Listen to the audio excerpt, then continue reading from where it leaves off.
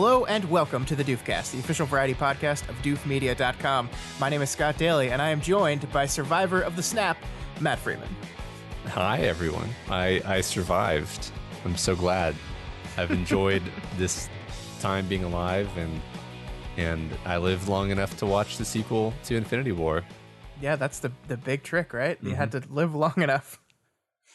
Yeah, this week we are talking all about Avengers Endgame, the 22nd movie in the Marvel Cinematic Universe. 11 years of movies in the making, all coming to an end game. But Matt, we're not alone on this episode, are we? Who do we have? We have Steven Zuber. How are you doing, Steven? Doing great, thanks. Yeah, welcome. So Steven was on our Infinity War podcast, which was just the other day, as far as I can tell. It was a whole year ago. Yeah, welcome back to the show, Steven. We're excited to have you on to talk about this movie. It's a big deal. Thanks, it's good to be back. Yeah, I've been looking forward to this since we recorded the Endgame one, or the Infinity War one, and I've been subtly nudging Matt every 2 months that, hey, when you guys do the Endgame one, be sure to throw an invite old Steven's way. So thanks again for having me back on. This is great. Yeah, absolutely. So yeah, we're going to talk all about Endgame. We're going to try to do a quick, it's going to be pretty brief, non-spoiler section where we just talk about our overall thoughts of the movie for those of you that are listening but have not seen the film yet. Then we're going to dive into spoilers. I think we're going to spend a lot of time on this movie. It's a 3-hour movie. There's a lot to talk about, and I think we all have a lot to say. So we're going to spend some time on the movie. Then we're going to talk about Sonic the Hedgehog again for some reason. And I think we're going to wrap everything up with a quick review of the latest episode of Game of Thrones. Episode 3, The Long Night, is that what it was called? Yeah, I think so. Is it The Long Night or A Long Night? Yeah. a long night in Westeros. How many episodes are in this season? 6. So we're halfway through. Yeah, halfway through. Okay. All right, guys, let's waste no time and let's jump right into Avengers Endgame. I keep telling everybody they should move on. Some do, but not us.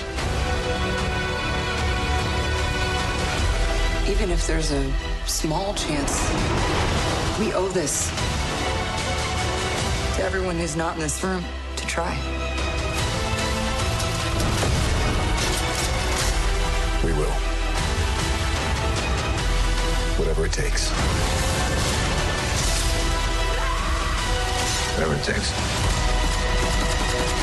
Whatever it takes.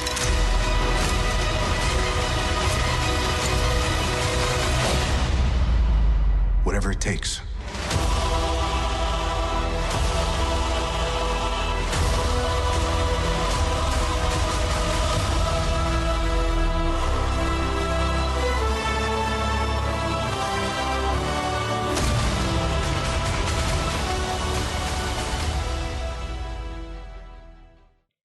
And so this is the non-spoiler section, so let's just talk overall about the thoughts of the movie. Steven, why don't you go first? Tell me what you thought of the movie, and I guess refresh everyone about your opinion on the MCU as a whole, and then Infinity War, and then talk about this movie.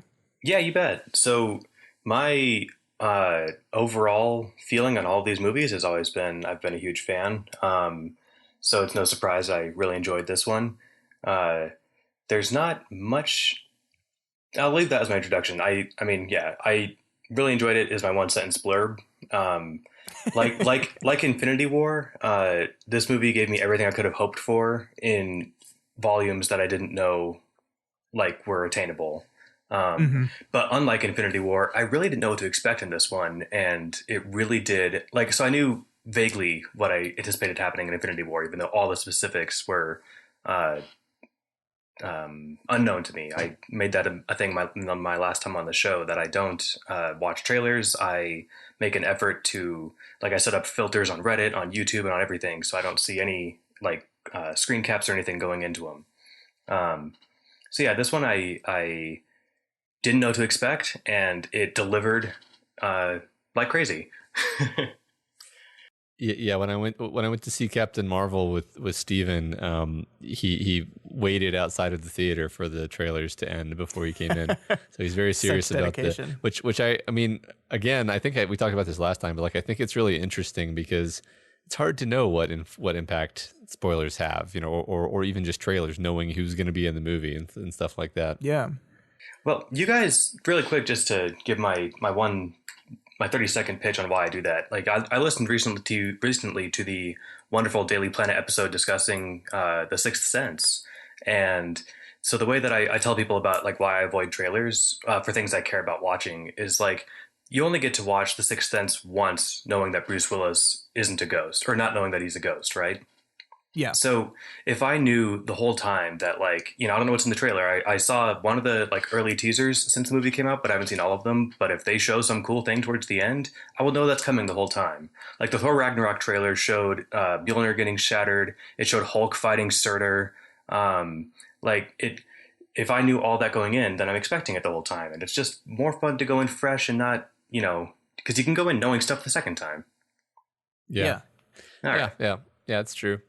I agree. Yeah, I get that, and I'm not a person who's overly concerned with spoilers, but this movie was weird because I feel like the marketing was so, you know, bare bones as far as what they actually did show in the trailers that I felt like because the movie was selling me on this idea that you don't want to know what this movie's about, you don't want to know even the structure of this film. I really I mean, I watched all the trailers and everything, but I really was more concerned about being spoiled for Endgame than I have been in a long time, just because that was the culture that the marketing sold around this movie. So I was probably closest to being in your relative shoes with this movie than I have in just about any movie in the past. Well, yeah, even the later trailers felt more like teasers. You're just like, I have no idea what, you know, subgenre this movie is leaning into or anything like that. Yeah, so Matt, what'd you think of the movie? Because you are, out of the three of us here, I think you are probably the one that is most mixed when it comes to MCU movies. But the hardest you loved to please. Infinity War. Yeah, I think that's probably true. Yeah, I basically loved Infinity War. Thought it really transcended, and I've watched it a few times since I saw it in theater, and I've always felt like it holds up as a film. So I had really high hopes for this movie. I was like, man, that they nailed that so hard. If all the same people are involved in making it, I hope they can pull off something on that level again. And I really think that they did. It's become kind of a popular thing now for people to compare the two movies, and I'm not saying that you shouldn't compare the two movies. It's just I guess I'm not interested in doing that. I just felt like this was about as satisfying a second part of Infinity War as we could have possibly got. I don't know what they could have done better. It was really good. I mean, I recommend it if people are on the fence for some reason. You know, it's just really cool that, and I guess we know another. I don't know. This is maybe tangential to my feelings about the movie, strictly speaking, but this was the first time I've ever felt like, you know, I really wish I had seen all of the MCU movies, because I haven't seen two of them, and just having not seen those two actually made me wish that I had seen those two. And now I feel like I'm going to go watch those two, even though I really didn't feel motivated to watch them before this. So I thought that was an interesting, it made me care enough about the stuff that I missed that now I actually feel like I'm going to go watch it. That's awesome. That's great. Yeah. I want to talk about, because I think I know which two you're talking about. And they're movies that, if you had told me a month ago, these are the movies that are going to be important to Endgame, I would have said, no, screw you. Right. No way. But I think that's kind of a perfect way of describing, you know, the level of difficulty they're playing at here, because not only this movie has to be a satisfying sequel to Infinity War, play off of the snap that happens at the end of Infinity War in a way that earns it. Like that was the big thing coming out of Infinity War, right? It was like this idea that, okay, yeah, so half the people died, all of our characters die, but we knew they were coming back, right? Like everyone, like cynical meta narrative analysis is like, we know they're coming back. This is not earned. There's no stakes here. Blah blah blah. I remember that argument when we recorded the last one. Yeah. Yeah. I thought it was ridiculous a year ago. I think it's even more ridiculous after seeing this movie. But I think like, so they had to earn those deaths, earn those stakes in a way that really mattered to the movie. They had to, this is a culmination, right? They had to culminate 21 movies, 11 years. This is everything that they've been working to. So it has to feel like that. And it has to be a good movie at the same time. And not only do they succeed at this, in my opinion, that they managed to make a movie that plays off of Infinity War perfectly, that culminates the entire MCU up until this point perfectly, but they do it by playing off movies that you would not have expected at all. And it brings a satisfying end to a lot of our characters' arcs, while opening the door for new things to be explored in the future. It is, I think, wonderfully paced. It's a 3-hour movie, and everyone made a huge deal about how it's a 3-hour movie, but it's a movie that earns those 3 hours, in my opinion. The performances are fantastic. I think like all of our original Avengers are doing a fantastic job here. A lot of our new characters are doing great here. In the spoiler section, I want to talk about Karen Gillan a little bit, who plays Nebula, who's phenomenal in this movie. And surprisingly like important to it. And I was blown away by this movie, guys. I couldn't believe they stuck the landing as well as they did. Like I enjoyed Infinity War too, Matt. I don't think I was quite as rapturous about it as you were, but this makes every movie in the Marvel Cinematic Universe better somehow. Yeah. No, I agree. I mean, I guess that's kind of what I was getting at by saying that I want to go back and watch the others, because now it's like part of this thing that comes together. One thing I was aware of while watching this movie also was I was like, if they mess this up, they could like make me not like Infinity War anymore, which didn't happen. But like that's the level of difficulty type thing you were talking about. Like if you take everything that was promised in that movie and then you just ruin it, then it's like, well, okay, all of that setup, I can't really enjoy that setup anymore because I know that it's not properly executed on. So luckily they didn't do that. Right. And I had a similar trepidation that it wasn't just Infinity War that built up to this. It was, like Scott said, the last 11 years and 22 movies, and so however many hours those movies are times whenever times I watched them would be all of that investment.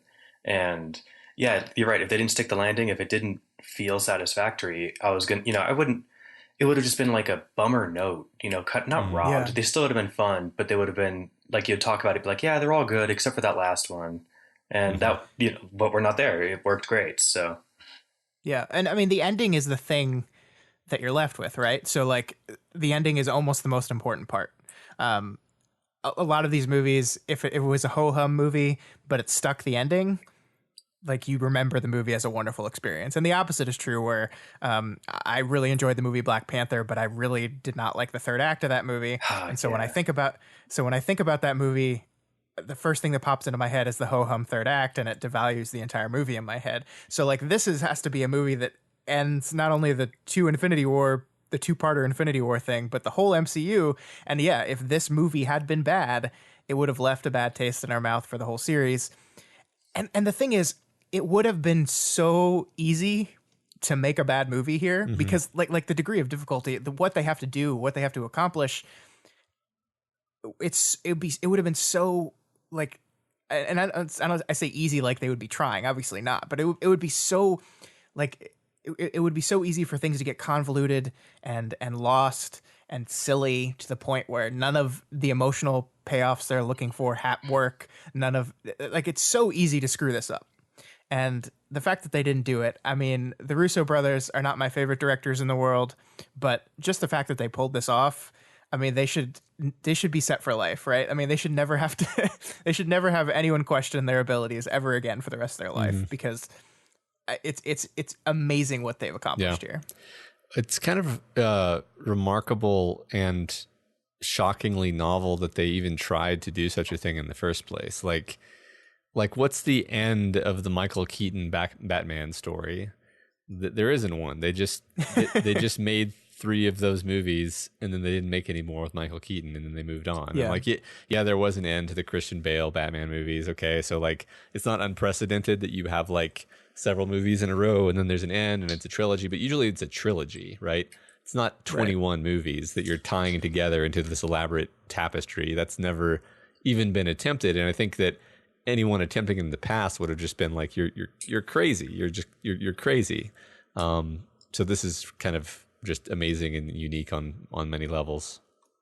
That's how I sell it to people too, that I think it's impressive. You guys have the vocabulary and the analysis to be able to articulate these things better than I can, but the scope of what these writers and directors did and the investment for everybody involved, all the actors, that, again, this was not, a trilogy is tough. It can be, that can take a few years, whatever. But this was 2 movies a year for over a decade, and they weren't just like hodgepodge. They tried different subgenres and stuff, but they weren't just throwaway different things. They all coalesced, and they all came together in Infinity War, in a way that was super gratifying. And then, of course, in this one, so. This isn't spoilerific, but it plays on something. Over the last couple of months, I listened to the previous discussions you guys did of the other Avengers movies, and I think you mentioned, I think it was Scott, you had said that in the first Avengers, that the iconic scene where the camera is panning around them and they're doing their thing on the street, in the climax scene. Yeah, everyone knows what I'm talking about, right? That shot. Yeah, that's right. So that shot was, in Scott's words, like a celebration of everything that Marvel had accomplished, that the MCU had done to that point. And it totally was. And then this movie is that times, 10, 20? Like that feeling of celebration of the history of what we've accomplished, of what we've all been through over these years. That's what this movie did, and that's what it nailed really, really well. Yeah, I agree. I completely agree. Yeah, and look, it's not a perfect movie. The movie is shaggy in some places, but it's just like I don't care, and we'll get into this in the spoiler section, of course. But it's just like the movie works well enough at everything it's trying to do that the minute problems I think are they make themselves a little more evident on a second viewing, which I guess I should say I've seen this movie twice now, which I never have time to do. I never have time to go to the theater and see a movie more than once. So the fact that I've done it here shows just how much I love this movie. But that stuff, it just doesn't matter because the overall goal is accomplished, I think. Yeah, I think you've spent 7 hours at the theater in the last week. Right. If a movie wins you over with the characters, then it can get away with a lot of sins in other regards. Don't use that word.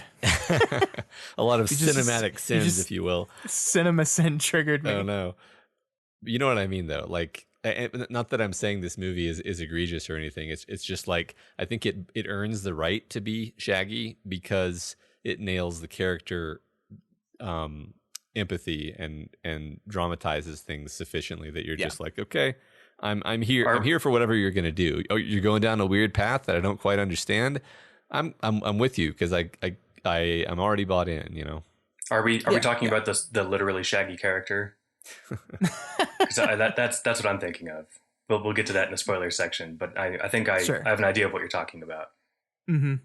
Yeah. All right. I think it's time. I think it's time to move into the spoiler section. We've talked vaguely about this movie for about 15 minutes, and I think that's about all we can do without really diving into the meat of this movie and why we think it works as well as it does. So let's do that from this point on. Spoilers. Yeah, if you haven't seen it yet, you really should. I wouldn't listen to this like going on and say, well, I'm going to listen to the spoiler section and then see if I want to see it. No, go see it before you know everything. Like this is your one chance. Go for it. Yeah.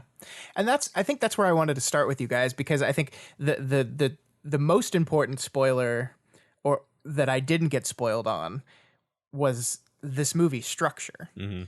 Because that's one thing that I think the movie did a very good job of hiding from us is how is this movie structured? Because we really didn't know. I mean, we knew the basic ideas. We knew that they were going to fight Thanos again. We knew that they were going to try to bring everyone back. And I kind of made the assumption that they will probably try to use the Infinity Stones, just logically. But what they did was so shocking in a great way. So breaking this movie down, it's basically almost 3 different movies. The first movie is this, like, they have their fight with Thanos that goes amazingly for the good guys at first, where they just completely destroy him quickly, realize he's destroyed the stones, and then we spend a good 45 minutes to an hour of this 3-hour movie really just dealing with loss, having every single character deal with the fact that they can't win. It's over. We've lost. And that is such a huge, wonderful idea. I mean, I think the 5 years later thing that pops up on the screen is probably, if I want to look at why this movie is brilliant, I think that decision right there, to do that, to jump 5 years into the future and then spend the next half an hour sitting with each of our core characters as we see how they've reacted to this failure into the future. I think it was brilliant. I agree. So when the movie started and, Iron Man had said it's been 22 or 23 days or whatever, I was like, oh man, it's been that long. And I thought that was going to be the wait. And then they get back to the compound, and then Captain Marvel's there. And I was like, okay, well, with Captain Marvel and Thor and everyone else coordinating, I was wondering, how are they going to make this a satisfying fight for the next 2.5 hours? Because they're gonna leave here to go fight him here any minute, and they're gonna stomp. So what the hell? So they of course get there, stomp, and I guess, pure spoilers. He's destroyed the stones, so they kill him, but they don't win, right? So yeah, I didn't know that there. I don't know if the trailer showed there'd be a time jump or not, but it did not. Good. Yeah, when it showed 5 years later, I was like, oh, this really happened. So it's set in for me as it's setting in for them, right? So then, everything looks bleak. They do some of those like long sky shots. For some reason, no one moved, like cleaned out the parking lots or whatever. But like, there's just like cars sitting around, and there's this sense of just like drabness, and like you're still in. At least me, I'm still in the seat, reeling from that too. So I thought that was wonderfully executed. Yeah, the trailer, it didn't give you any indication of Fat Thor, or like it really avoided anything that would make you realize that a lot of time had passed. It didn't show Professor Hulk at all either. Yeah. Professor Hulk. I will say that a TV spot that I saw while watching a show today had Professor Hulk in it. And I was like, why? Why would you don't do that? That's such a great playoff. But yeah, I mean, and the thing I love about this is you can almost tell that the movie understands how significant jumping 5 years into the future is, because like when that 5 years later thing pops up, I feel like it's like the time between 5 and years appearing on the screen. It's got to be like 3 seconds, but it felt like an eternity, right? Like it's felt like it's building. It's like 5, and then you're like, probably like 5 days, 5 months, 5 weeks, maybe, and then it's years, and you're like, oh, holy shit! Yeah. And yeah, the only indication in the trailer we had of any kind of time jump was Natasha's hair is different in different scenes. So we see her with the blonde hair, and then later in the trailer we see her with her like blonde highlights grown out, because she's clearly not practicing self-care at all. Right. Oh wait, I'm sorry, really quick. Well, I'll let you finish that thought. Sorry. No, I mean, I was wrapping up. I mean, the whole thing is this, like, I don't know if you guys have ever seen HBO's The Leftovers. I know Matt hasn't, because it was written by Damon Lindelof, and it's his arch enemy. Never. But I've seen the trailers.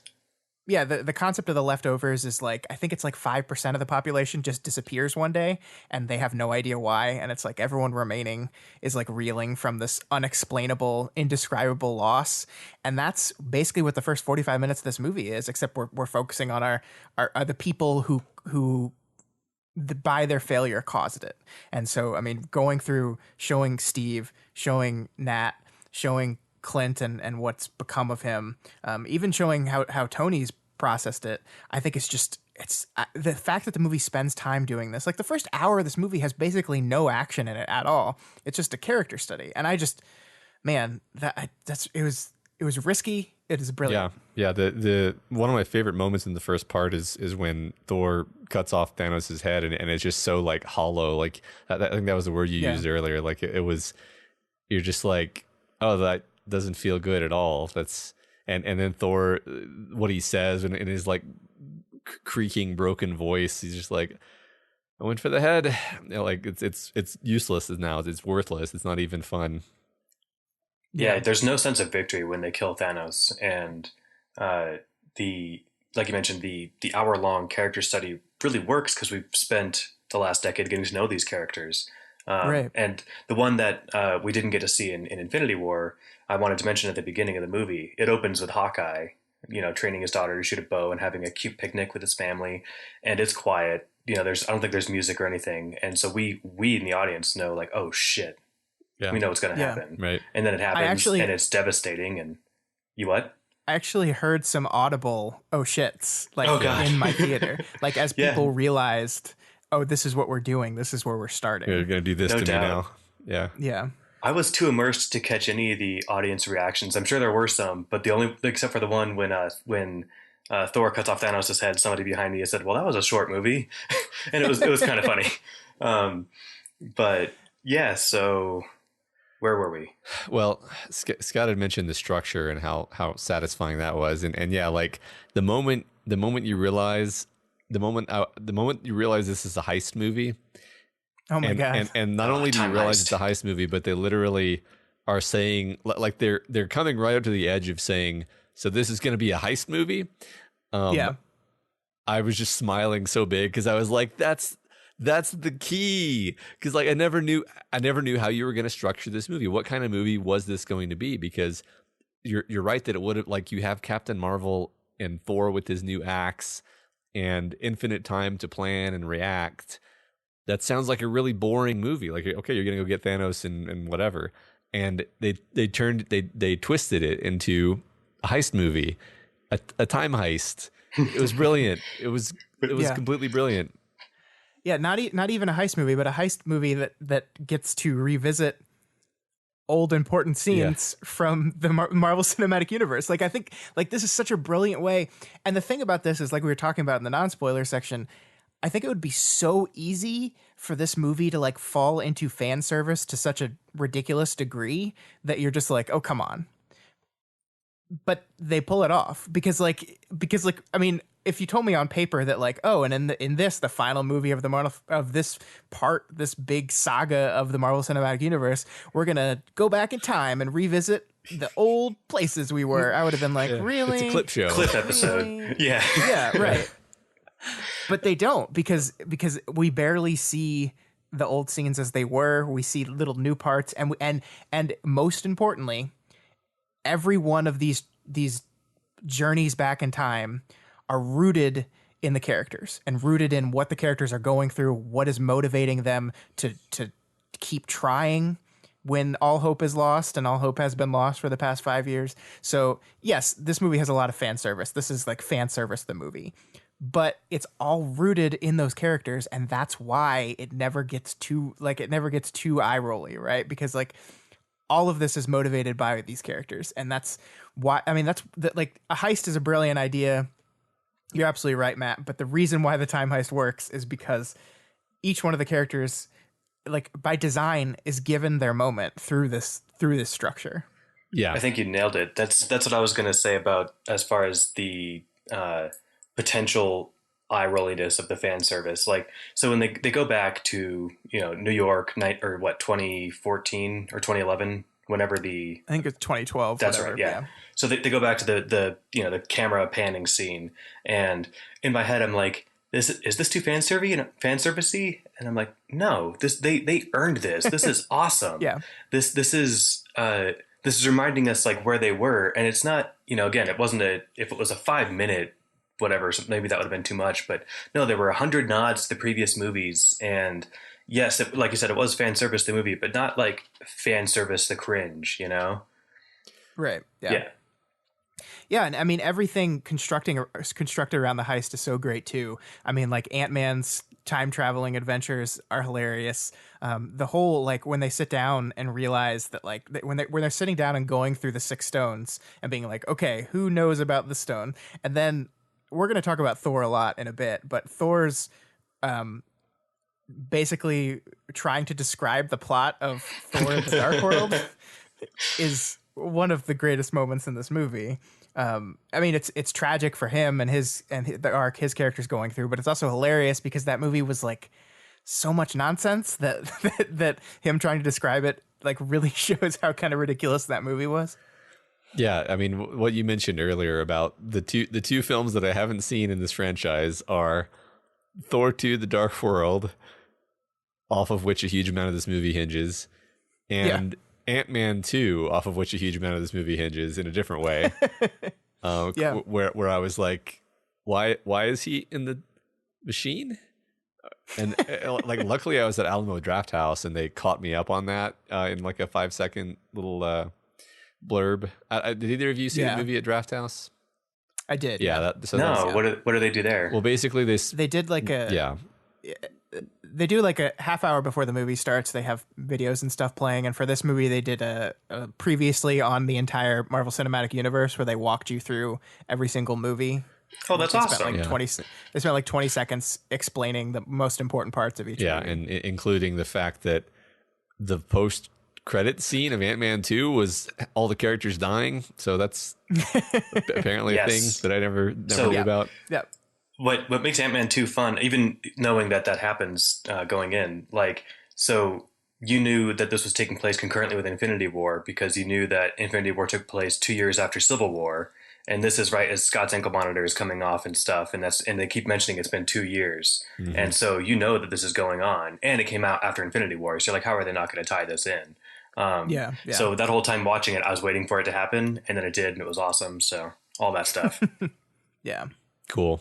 Yeah, so then we do our time heist.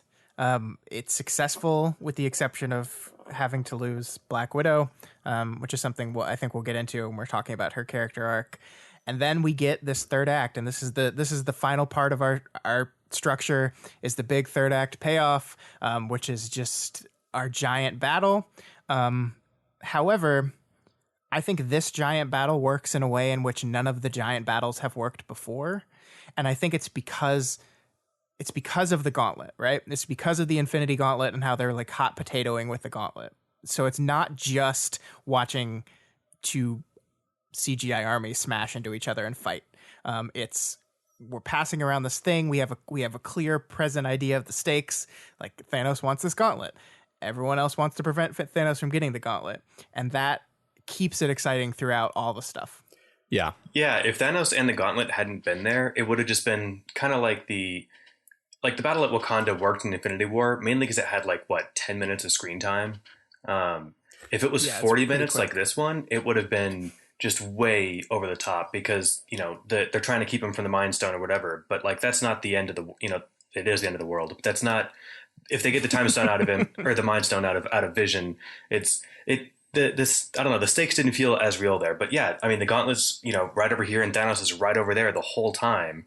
And you're right, that hot potatoing and that just eyesight beeline between the two focal points, the whole fight. I'm not putting this well, but I get it. It was a 40-minute-ish fight scene, and Lord of the Rings made those kind of okay, but they were kind of boring on rewatches for my taste a bit. This one didn't feel that way.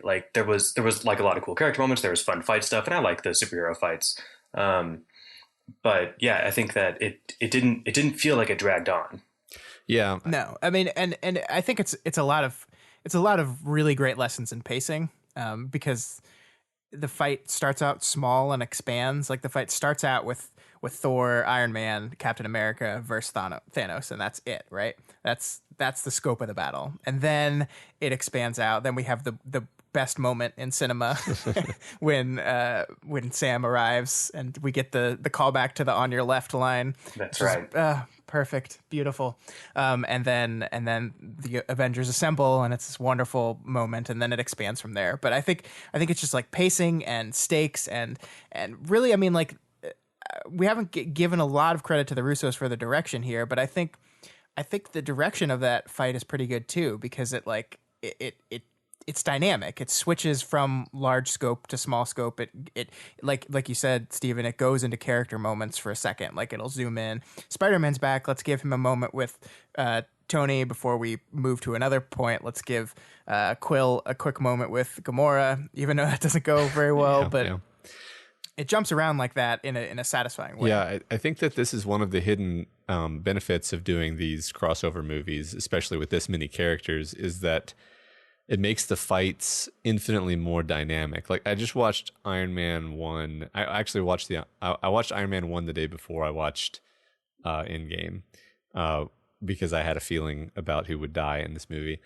And like the fight at the end doesn't compare at all, right? Like it's fine, right? It was awesome in 2009 or whatever. But like it's fundamentally two giant robot dudes punching each other and throwing each other through things, and they make it as dynamic as they can. Like I'm not, it's fine, right? Like they come up with some clever wrinkles to it, and they kind of move it around. But the point I'm trying to get at is like the fight between Iron Man and Thanos in Infinity War, for example, is like 20 seconds of screen time, and it's like incredibly memorable and like perfect. I'm referring specifically to like when he like flies in and they actually fight hand to hand. And that's kind of what this movie is made out of. It's made out of these moments where it's like, all right, Scarlet Witch is here now. She's going to fight Thanos. She's getting like 30 seconds in the spotlight. Make it awesome. You have 30 seconds to make it awesome. Okay, now she's out of the picture. Now whose turn is it? Black Panther, whatever. Like it keeps rotating through, and so there's no moment of just like, we have to tread water for a second. It's just continually rotating off between awesome moments that you really want to see because you have so many characters to move between. Yeah, I agree. And Scarlet Witch's moment was great because it's like the idea of bringing past Thanos to be the final villain was actually really smart here, because like I think first of all we allow ourselves to give more shade to his evil, right? Because like I think one of the smart things this movie did is that have Thanos go, oh yeah, I forgot about grief. My whole plan forgot to take into effect that people don't like when you kill half their people. And he's like, shit, didn't think about that. So I'm just going to go full evil villain and destroy the entire world to rebuild it, which is great. But then you get that great Scarlet Witch moment where she's like, you took everything from me. And he gets to like cockily say, I don't even know who you are because this is not the same one. But she kicks his ass. Like he calls in the bombardment because like Scarlet Witch was destroying him, which is just this amazing moment of like it's representative of how powerful she is, and gets her small moment. But then then we move on, like and then that is done over and over and over again. Even Captain Marvel gets her one-on-one with Thanos moment. She basically repeats the Steve Rogers grab the gauntlet thing from the end of Infinity War, right? Like she grabs the gauntlet almost in the same angle and way that Rogers did, only this time it's Captain Marvel, right. So she wins. She can actually hold it, Yeah, the only reason he wins is because he smartly pulls the stone out and then punches her with the other hand, which is, I mean, that was a pretty brilliant move as well. I like that. That's one thing I heard people complaining about in Infinity War. They were like, I can never tell what Thanos is doing because he's always switching the colors. And I'm like, okay, the purple one is the Power Stone. The red one is the Reality Stone. Those are the only two he uses when he fights. The rest are for clear one-off purposes that are also really obvious. He punched her with the Power Stone because it's the Power Stone. This is not that difficult. What's funny is like I felt like I blinked. So like does he punch her and she just doesn't even react? Is that a thing that happens? So okay. he headbutts her, and she doesn't react. And I'm pretty sure that's what he did to Rogers as well. I think he punches Rogers for sure at some point. Okay. Well, he might have headbutted him first, but yeah, then he gets this awesome slam. I remember because I thought that Cap was going to die in that movie, and I thought that punch killed him. He does do nothing to her though. Like he tries and nothing happens, and that's when he pulls the Power Stone out because because she's fucking badass. Yeah. It was awesome. Yeah, you guys very, I think, eloquently and fairly pointed out some of the ways that Captain Marvel, some of the things it didn't do right. But her character, I really enjoyed. And in this movie, I think her little bites that she got were all great. She had that fight with Thanos that was basically one-sided because she's just this powerhouse. And yeah, he cleverly uses the Power Stone to knock her out or knock her away. But there's that moment that she has a little earlier when she's getting the gauntlet to the van, and Spider-Man's hanging out in the hole, freaking out because he's just been mortared, and he's just hiding from all these bombs. And he's like, "Hi, I'm Peter Parker." She's like, "Hey, Peter Parker, you got something for me?" And she's got that that smile and that charm, like that fit her really well. I thought that was a nice little moment between the two of them. I agree.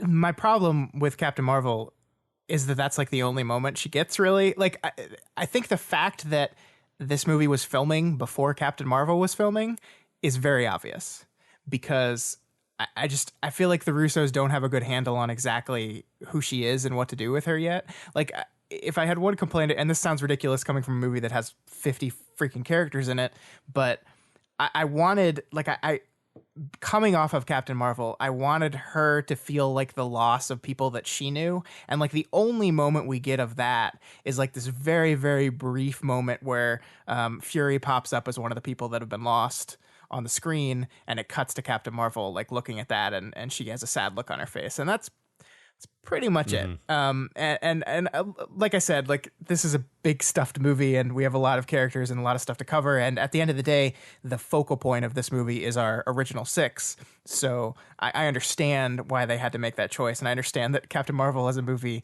probably wasn't fully written when they were filming this one. So like playing off of stuff that didn't exist yet is very difficult. But I think that shows. I think that the fact that one was released before the other, but filmed after, is shown through her character. Yeah, I didn't even put that together time-wise, but that makes perfect sense. And I was put out. I thought that she'd play a bigger role. And granted, she was super important, but she was in the movie for what, maybe 5 minutes?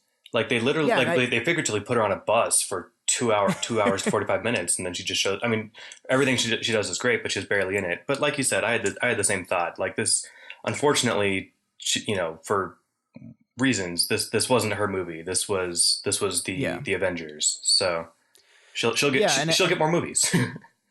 she absolutely will. I mean, I think they make it pretty clear that she's going to be one of, if not the leader of the cinematic universe going forward. And I'm wondering, like, I feel like the reason why they shove her off for most of the movie is because it's the Superman problem, right? Like they're not sure exactly what to do with her power wise. And so it's like, okay, we'll just push her to the side for now until we need her at the end. Like, I think they did an elegant job of getting rid of her. Like the idea of, hey, this is happening on every single other planet in the universe. They don't have you guys. I need to go help them, is an elegant way of removing her from the movie. But I think it's obviously one of those like calculated.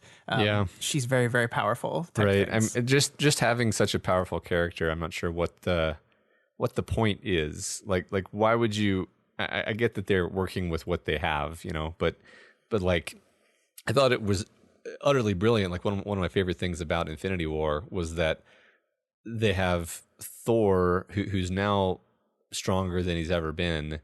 But because of where he is in his character journey, his decision is to delay his entry into the story until a pretty late point because he feels like he has to go get this other weapon. And getting the weapon is this awesome side story, and it's kind of like the thing that you do with Superman in a Superman story where you're like, oh no, Superman, you have to go stop the dam from collapsing while we fight the hero, because if you're here fighting the villain with us, then you're just going to win instantly, and it's boring. But with Captain Marvel, This is one of my only complaints about the movie, really, is just that they were like, yeah, she has to not be here. And we have no way of calling her and telling her, like, hey, we literally have Thanos here with the Infinity Stones right now. Like, you should really be here. Right. I mean, the only thing that I would say that doesn't hold up is the idea of removing her from the movie, like the lip service they give to that makes sense.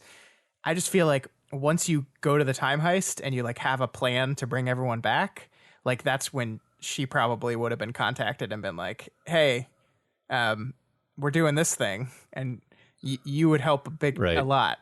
You'd help a whole lot. You could just go grab all the stones by yourself, really. I mean, yeah. yeah. Right. But again, I understand. I get it. And like, I don't think that hurts this movie at all. Cause like Steven said, this is the Avengers movie. Yeah. The only reason I'm bringing it up is cause I'm curious and maybe a little concerned about how this problem is solved going forward. If she is going to be the linchpin of this universe, if she's going to lead the next Avengers or whatever, how do they deal with that going forward? Yeah, part of what the Marvel Cinematic Universe did that I liked, and I've always been more of a Marvel guy, just mainly because I watched X-Men and Spider-Man as a kid. But Superman, like Matt said, is just too strong. Like, he's got to go off and be doing other things because he can, like when he shows up in Justice League, and he, the other people don't even need to be there. Right. Yeah, the fight is over as soon as he enters. So like Captain Marvel is kind of that for this. I guess at the very least she can't go as fast. Maybe that helps. But well, I mean, importantly, like Thanos beats her. Like she doesn't win the fight. She's kicking his ass, and then he knocks her away long enough to where Tony has to step in. Yeah, that's a good point. Yeah. So she's not all powerful. Yeah. I mean, there's stuff you can do. Like, I think that it's actually somewhat fair to compare what they could do with her to what they actually did with Thor and with Iron Man. I was always really confused at what the hell is Iron Man's arc, and I think this movie actually, I don't know if it clarified it, but at least gave me something to kind of hold on to and say like, okay, I can be satisfied with this, because like like in the third Iron Man movie, he makes just like a ridiculous number of Iron Man suits. Yeah, his response to the PTSD of surviving, going through a portal with a nuclear weapon, and is to build a shit ton of Iron Man suits. And so like you can easily see like Iron Man, if he keeps going down that path, he could have become something that could have like that could be Captain Marvel level in terms of being able to deal with threats. But he chooses to back away from that because it's a kind of power that is only feeding the worst parts of him.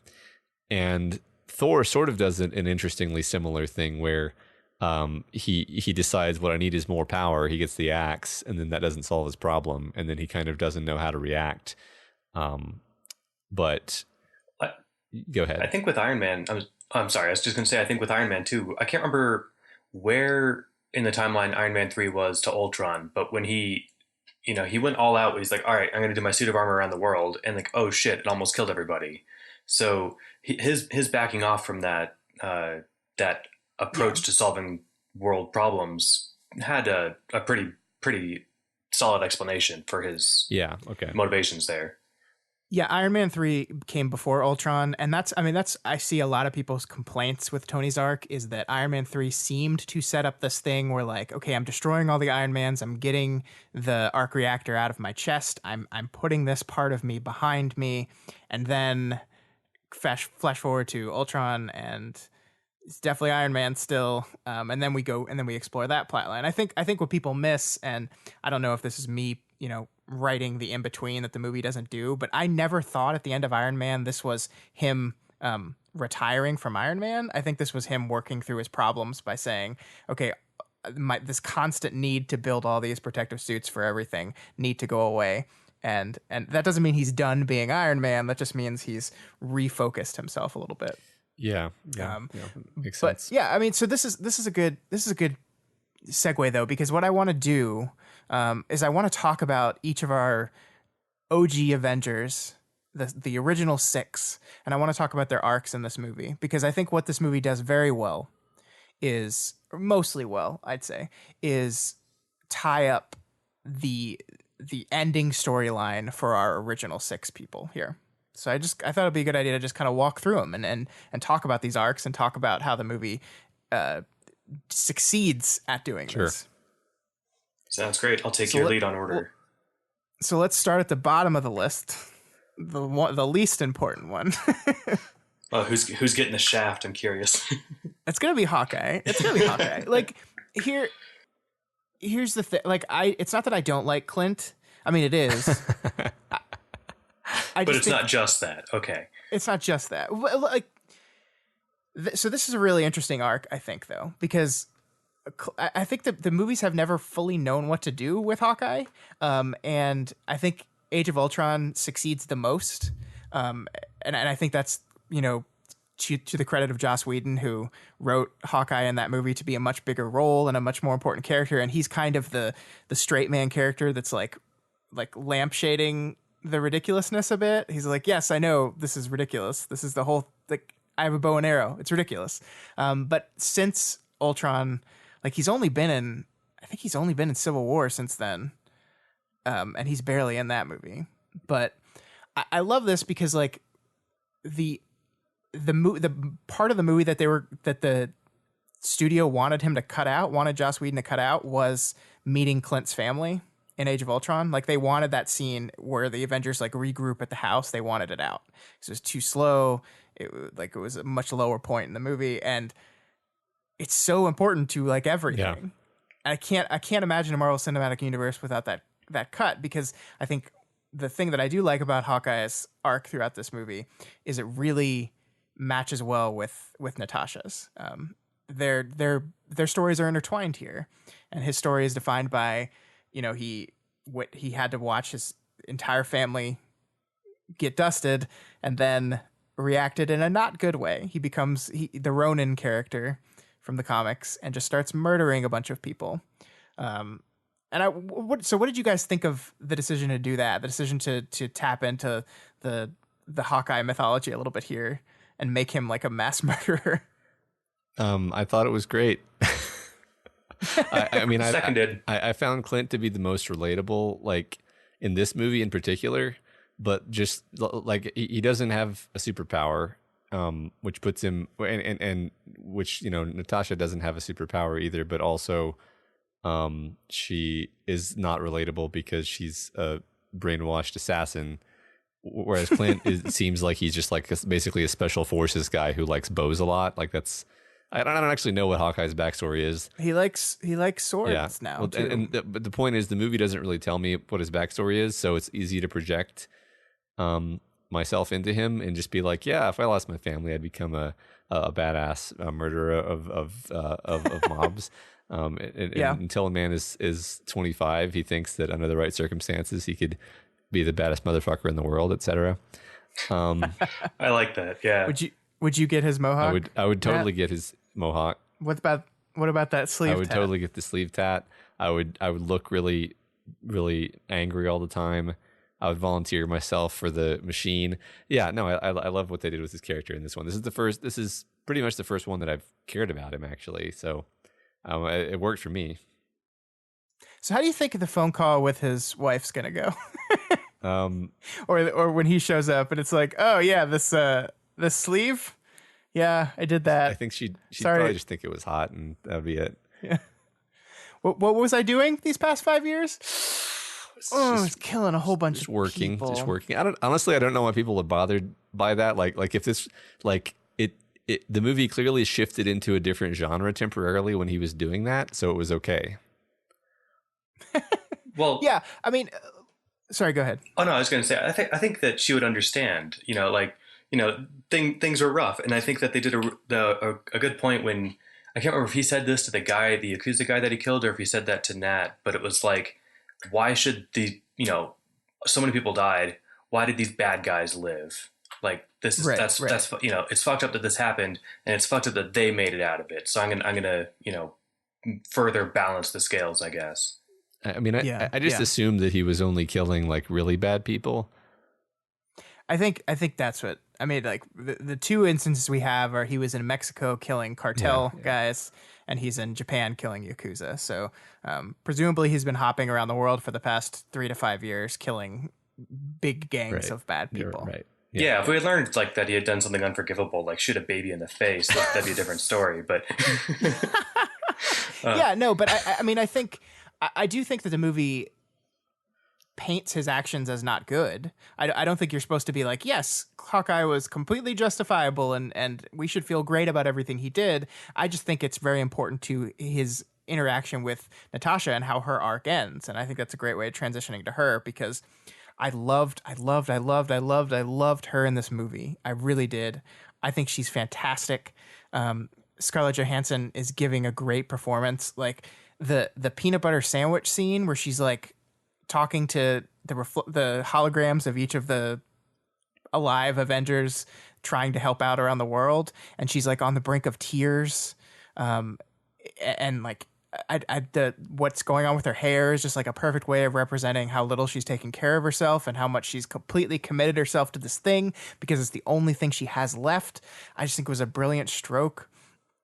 And let's talk about that Soulstone scene, guys. Yeah.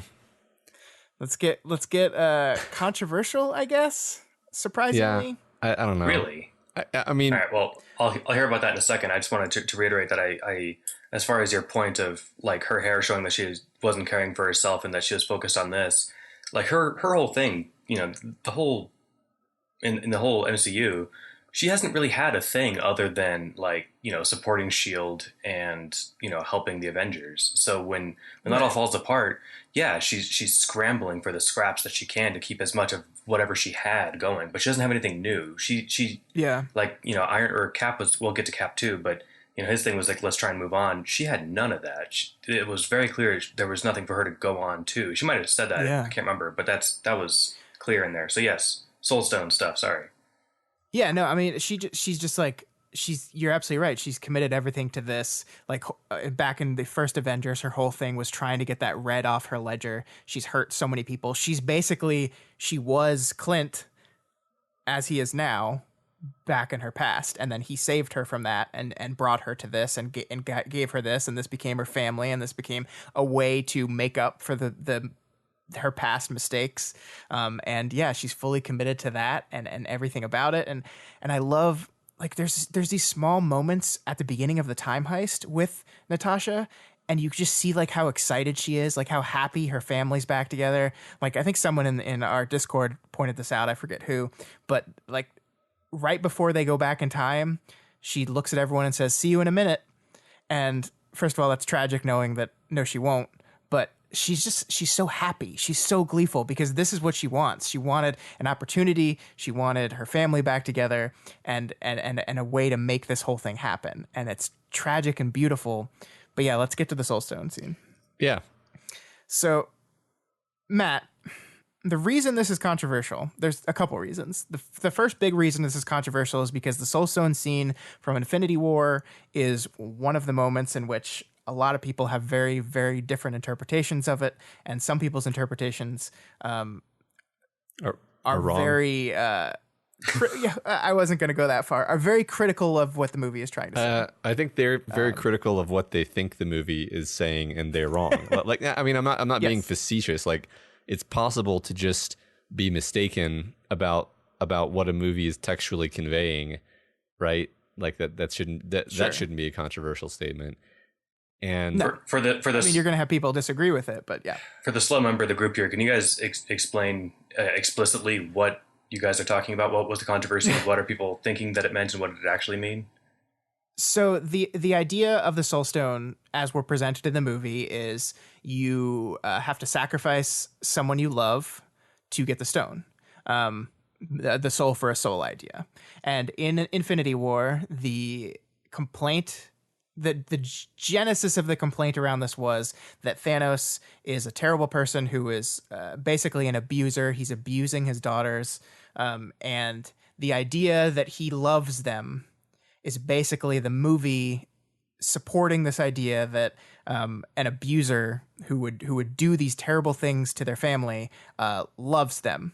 And because he sacrifices her to get the Soul Stone, that's the movie saying, yes, Thanos did actually love Gamora, and therefore the movie is saying that abusers actually love their victims, and that's terrible. And because abusers, like a person who is a quote unquote abuser, can't possibly experience the human emotion of love, which is probably nearly universal. Okay. Okay, good. I'm glad that I came down on the same side as that, because yes, I can see how like sending the universal message that every abuser loves the person they're abusing is maybe not cool and wrong, but it seems super plausible to the point where it's almost not worth spelling out that like Thanos is a fucked up dude and he did fucked up things, but he's clearly capable of experiencing a range of emotions that are like conceivable within a mostly functioning human too. Like you can be a dick and still care about the person you're being a dick to. Yeah. Still love your dog and be a bad person, right? Yeah, I mean, love is a really complex emotion. Like we understand so little of it, right? Like it's not really scientific. There's no way to scientifically measure love, right. And that's one of the things. Is, I mean, Thanos is convinced that he is saving the world, right? Everything he's going to do is for the betterment of the universe. So it is not too plausible for me for Thanos to be utterly convinced that the things he feels for his daughter is real, like complete actual love. And I don't think the structure of the Soul Stone is no, if you think you love them but you don't, the stone will reject you. Like I just don't think that's what it is. There's no such thing as like real actual love. Like he obviously feels affection for her. I think even a person on the other side of this argument wouldn't disagree that he feels genuine affection for her, while also having this twisted psychology where like one of the ways he's going to exhibit this affection is through like controlling behavior and abuse and trying to make her like this strong warrior above all else and isn't actually concerned whether she's happy or not. That's not one of his concerns. Yeah. Because he's a monster. Like let's be like Thanos is a monster. These movie, like even if the movie tries to through Infinity War, and we're talking more about Infinity War right now about Endgame, but I think this is important. Even if the movie tries to demonstrate why Thanos believes the things he believes, I think the movie's pretty unequivocal about the fact that he is a monster, and I think Endgame doubles down on that and makes that if there was any chance of it not being clear, it's very, very clear in this movie that that we are not supposed to be like, oh yeah, he's got a point there, huh? No, yeah, he's a monster, and I think Infinity War does a good job of making him like a relatable monster. Like the first 2/3 of Black Panther with Killmonger, where I agree, he's a jerk and he's a monster the whole time, but then they have to send him off the rails in the third act to make it okay to kill him. But with Thanos, you're never like, no one I think in the audience is ever like, oh yeah, I'm kind of on his side now, unless you're some asshole or some weird person. But some assholes on Reddit were for sure. At least they said they were, but so back to the Soul Stone scene with Natasha and Hawkeye, which reminds me, they never called them Black Widow and Hawkeye in these movies, do they? I don't think so. There might be one like nod to Black Widow at some point, and then they call him like the hawk in his nest in the first Thor movie. Interesting. And then of course he calls his daughter Hawkeye in this one. That's funny. I didn't even catch that they didn't. I think like it's his like call sign, like it's their shield call sign, right? So it probably shows up on a screen at some point. Yeah, I don't think it's used, especially not in the later movies at all. Cool. Yeah. But yeah, I mean, I love the scene. I love the tragedy of this scene. Like, and I like, we've kind of woven these two characters around this central idea that Clint is ready to die because he feels like he's done such terrible things. And he's like, even if his family gets to come back, he's gone to a place where he's gone too far and could never really get back to that. And she's here to be like, no, like to demonstrate specifically, that was me. You did that for me. And now I'm going to do this for you. And that it ties back to her desire to erase the red on her ledger. It ties back to her love of her family and how the importance she places on this family that she's found. It's a beautiful moment. Like it's kind of funny in its own way too, because I love the I'm starting to think we're not talking about the same person here line. I think that's great. And their little mini fight, I think is wonderfully done. But it was very surprising to me, because it felt to me like the movie was setting up that it was definitely going to be Hawkeye, because like I think by going through the Ronin path, by showing him just mercilessly killing these people, it's set up as like, oh, this is his path to redemption, is sacrificing himself, and then we'll get rid of him, and then he'll feel like, okay, yeah, I went bad, but I've redeemed myself in the end. And I think that the movie doesn't do that it shifts from that, was one of the best surprises in the movie for me. Well, and it really kept my heart on the edge of its seat the whole time, too. And I didn't know who it was going to be. And then, Hawkeye makes the leap off, and I'm like, oh, shit, it's him. And then Natasha, in her sneaky Black Widow way, manages to turn the tables. That scene really landed for me. Yeah. I think I felt like it was going to be her, because there's no way she would lose that kind of fight to him. like very kind of parochial explanation maybe, but just like it would feel a little bit wrong if he somehow bested her in this type of exchange. I don't know. That's where I was on the edge of my seat though, because she zaps him. I'm like, oh, she's got this, and then I guess when the second he went off the cliff, that's when I was like, oh, okay, I guess she lost. Like he took the choice away from her. It usurped my expectation, but. Then she did the old switcheroo on him. Mm-hmm. Yeah, and it's a remarkable reflection of the first movie, because Thanos kills someone to get the stone to do death and destruction. Nat sacrifices herself to get the stone to bring people to life, and it's this perfect like inverse of the moment that I think works fabulously. And I don't think I bring this up because I've seen a lot of criticism online that is not happy with how Nat was depicted in this movie, and thought that the movie kind of betrayed her a little bit. And I just don't agree with that, because I think this is the culmination of her arc is this choice she makes here. And it's heroic, it's brave, it's wonderful, and she saves the world. I think if the only thing I do not like about Nat's arc in this movie is I wish she got a funeral too. Or it was like a joint funeral. Like I understand why the movie wanted to end on Tony's funeral. It's the emotional core of the movie is the death of Iron Man. It's hit like the culmination of the arc of the guy who started this all. I get all that, but I wanted more than just like one quick scene to honor her. And I think part of the reason why they did that again is because Robert Downey Jr. is officially done, whereas Scarlett Johansson is going to be in a standalone Black Widow movie. So it's not like this is the last time we're going to see Black Widow. But I do wish there was like a funeral scene for her.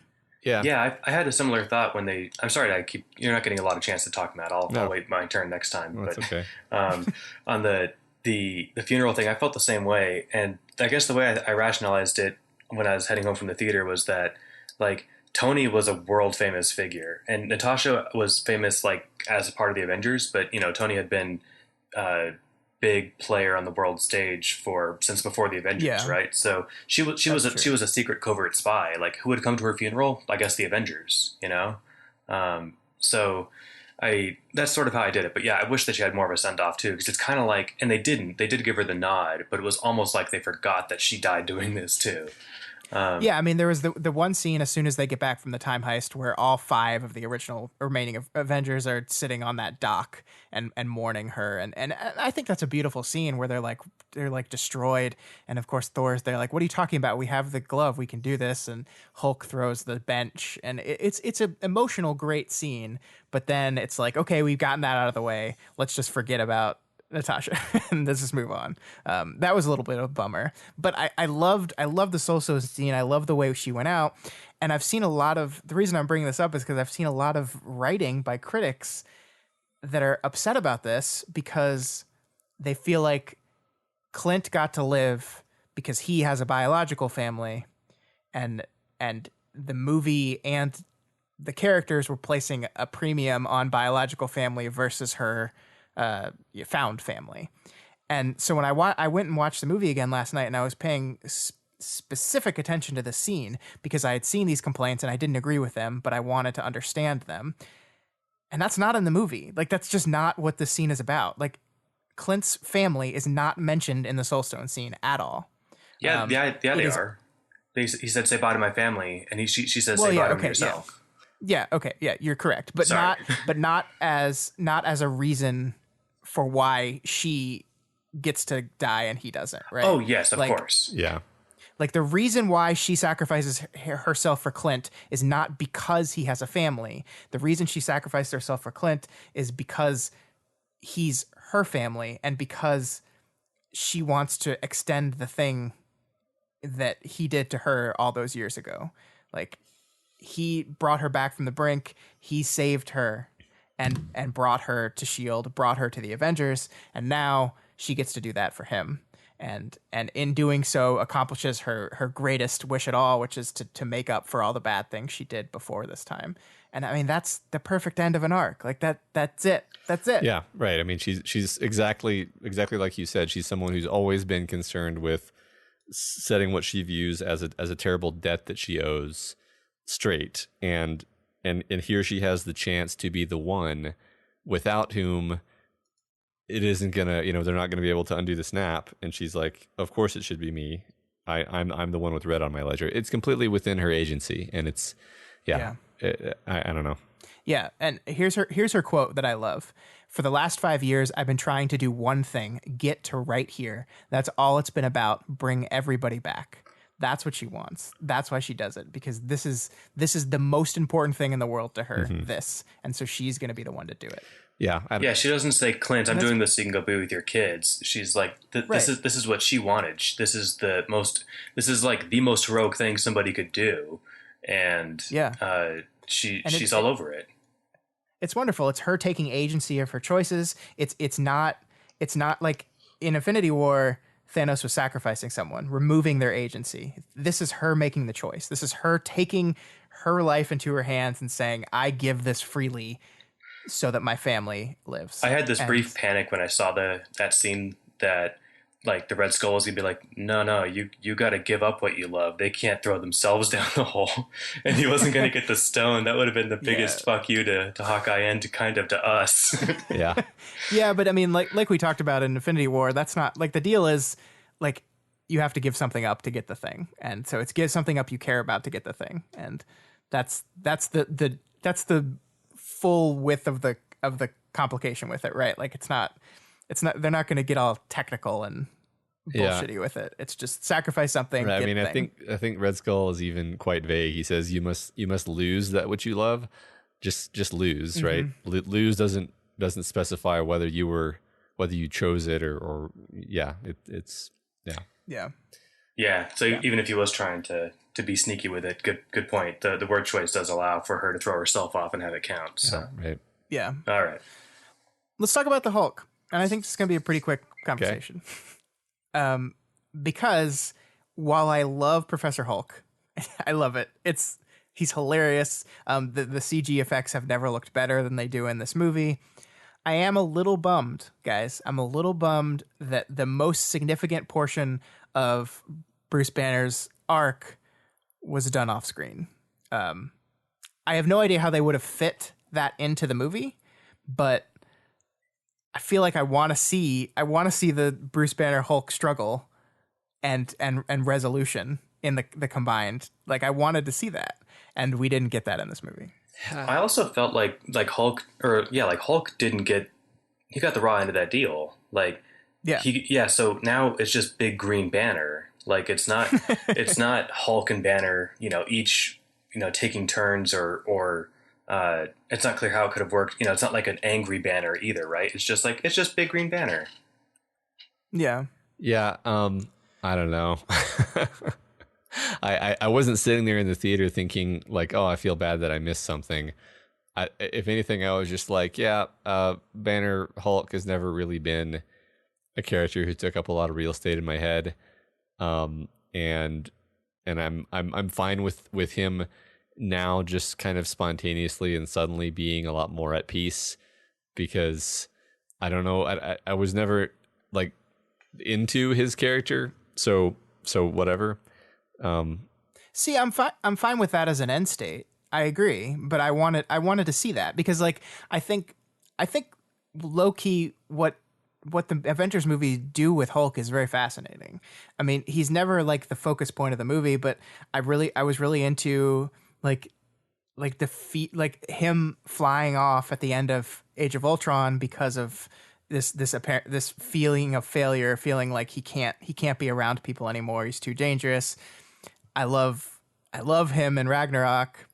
And I was really interested in the stuff that they were setting up in Infinity War. I was really interested in this idea that like Hulk gets his ass kicked at the beginning of the movie and it says, fuck that, I'm not coming out anymore. And so Banner is like forced throughout the entire movie to just be on his own. And I was really looking forward to the movie, the sequel, diving into that a little bit and talking about that idea that like coaxing Hulk back out or coming to that symbiosis or something.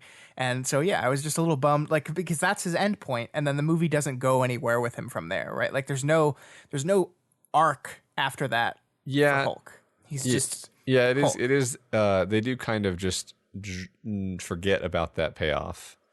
That is one of the two payoffs that the movie that Infinity War seemed to promise that this movie did not deliver. The other being the fact that Rocket Raccoon does not end up with Bucky's arm. Which is just very upsetting to me. Yeah, he did. He's still got time. Maybe we're just gonna see the arm. I would love if in Guardians of the Galaxy 3 we just see Bucky's arm like in the background of a shot. Yes. Oh, that sounds like that could happen. As far as the Hulk thing, like Infinity War did two things setting up with, or no, I guess Ragnarok. Wait, hold on. I think it was just Infinity War set this up that, like, previously it seemed like Hulk remembered everything Banner remembered, and like he just didn't care. He just wanted to smash and be angry, but like he knew where he was and like what he was doing. I think in Infinity War, for the first time, Banner wakes up remembering Hulk's state. Yeah, it's like when they hand off, when they trade out, they can give, maybe Banner doesn't know how, but Hulk does, to like hold this back. But when Banner lands in the whatever strange mansion, he says Thanos is coming, but Banner wasn't there. Right. But he remembers because Hulk was there, and this was the first time that happened. And then they converse, I think, for the first time in all these movies. They have one word conversations, or Hulk has one word conversations, but they're able to talk. And you're right. I didn't really feel like I lost that until you pointed it out. But yeah, that would have been nice because they did set up to where like, okay, they're going to be able to work. They even, Hulk or Banner even says, we've got stuff to work out, buddy. And we don't get to see him work it out. He just says, hey, I thought about it. And yeah, we're kind of sharing now. So. Yeah. I mean, I like it. I like it generally as Banner's response to losing everything is to like finally deal with this part of himself that's been around forever. Like you've lost everything, you failed, and now let's take the time to focus on solving this problem once and for all. I like that central idea. I think it's great, but I wish I could have seen it. That's the only complaint I have with it, because it just leaves him without anything to do for the rest of the movie arc wise. I mean, he still has stuff to do narrative wise. That's true. I mean, I guess I don't disagree with you. Like that would have been cool. I did like the effect of him being just like a really easygoing guy and like a lot smilier and like it's something you buy. Like, oh, he's like, I think you mentioned this. Maybe we were talking offline about just the idea that like you see how each of these characters has responded to this 5 years of time past, and they all respond in very interesting, completely diametrically opposed ways. And the way he responds is like he's actually like better than he was before the snap. Like he was like always kind of like resentful of this Hulk situation that had been imposed on him, and now he's just like really at peace. Like he's just spent this whole time accepting this part of himself and integrating it and becoming whole. And it's like, oh, that's cool, because like some people do react that way to loss. It's true. And it would, like it's not good that this terrible thing happened, but he made the most of it, and that's realistic, and I like that. Actually, I thought that was cool. All this being said, the diner scene is fantastic. him dabbing Yes. at the end is Yes. the greatest moment in the world. He's actively saying no. Just give him back the phone. Just give me the goddamn phone. We have to have a couple minutes to talk about Paul Rudd at some point, but Oh, we're gonna for and sure. he's not core 5, but he is now. Man, he nailed it.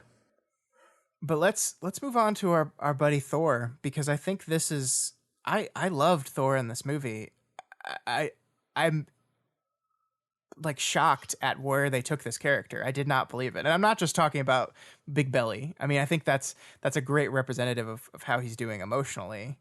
But I think the reason why I love this so much is Thor is like in a Ragnarok time, I think they realized that Chris Hemsworth is actually hilarious.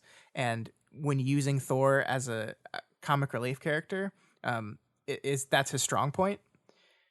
And the great thing about this movie is he is frequently hilarious, but he also is one of the people that's suffering the most. Yeah.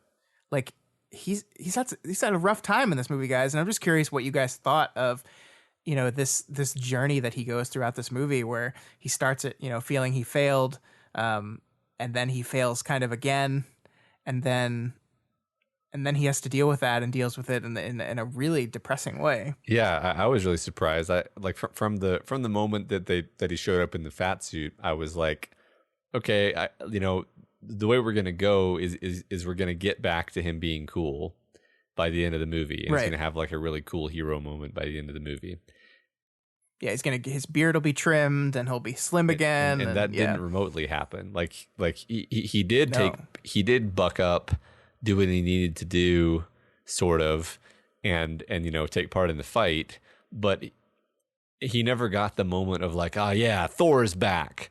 Like, I don't think Thor is coming back, like not the way he was, not the way he was at the end of Ragnarok. He's kind of lost faith that he can be like he always just kind of wanted to be able to live up to what he thought his father wanted him to be, or live up to being his father, or some form of that. Yeah. And I think he's like, doesn't matter like how powerful I am, I'm just not that guy.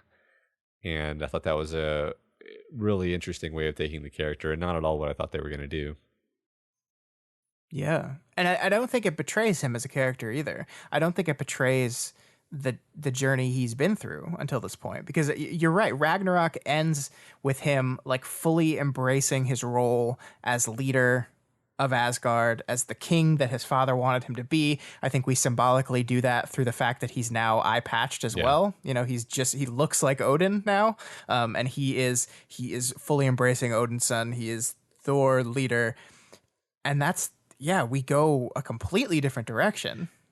And I just didn't expect it at all, but it just makes sense. It just makes, like, we go into Thor: The Dark World somehow, and his conversation with his mother, I still can't believe they got Rene Russo back, but it's fantastic. It's shockingly wonderful, and I think like the degree of difficulty to play a character as a joke, which they do, but also give them real pathos while doing that, is phenomenal. Like, the writing here is just crazy good. Yeah, we were talking a little bit about how his arc basically is one of regressing backwards.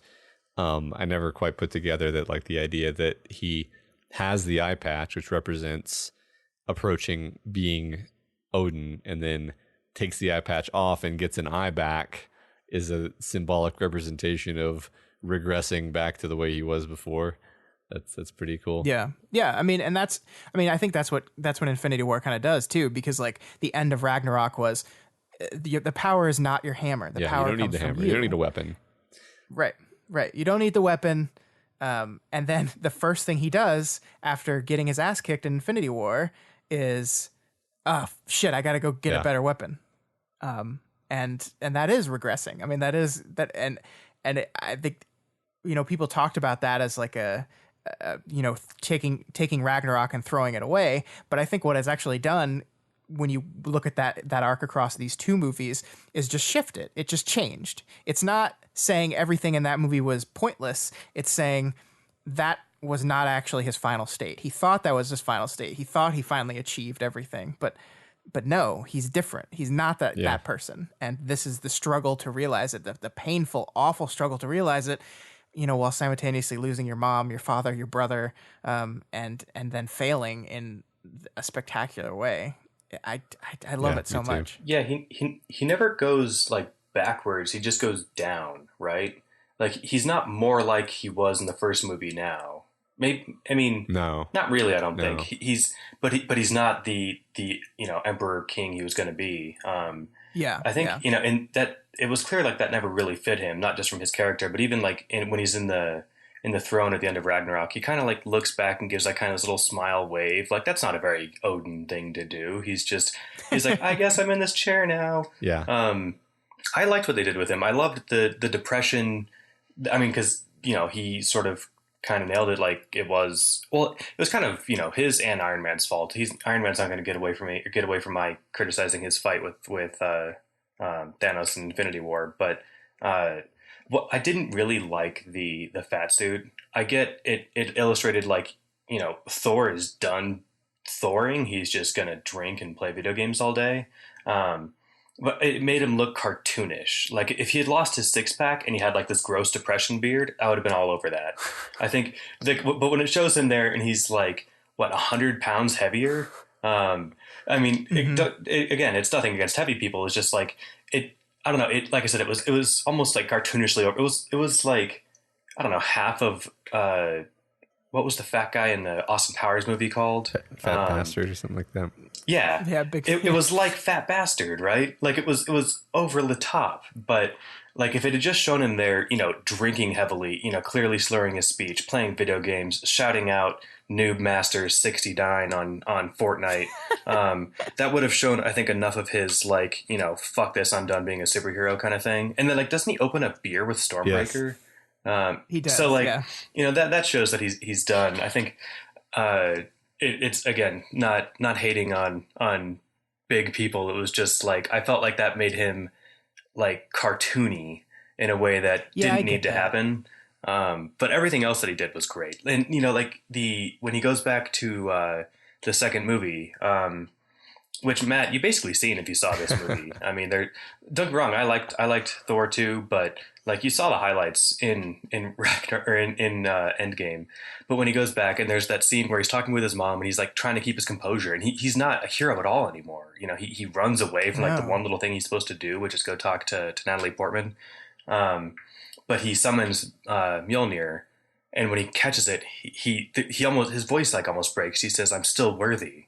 Like he didn't believe it. Yeah. I thought that was spot on. Yeah.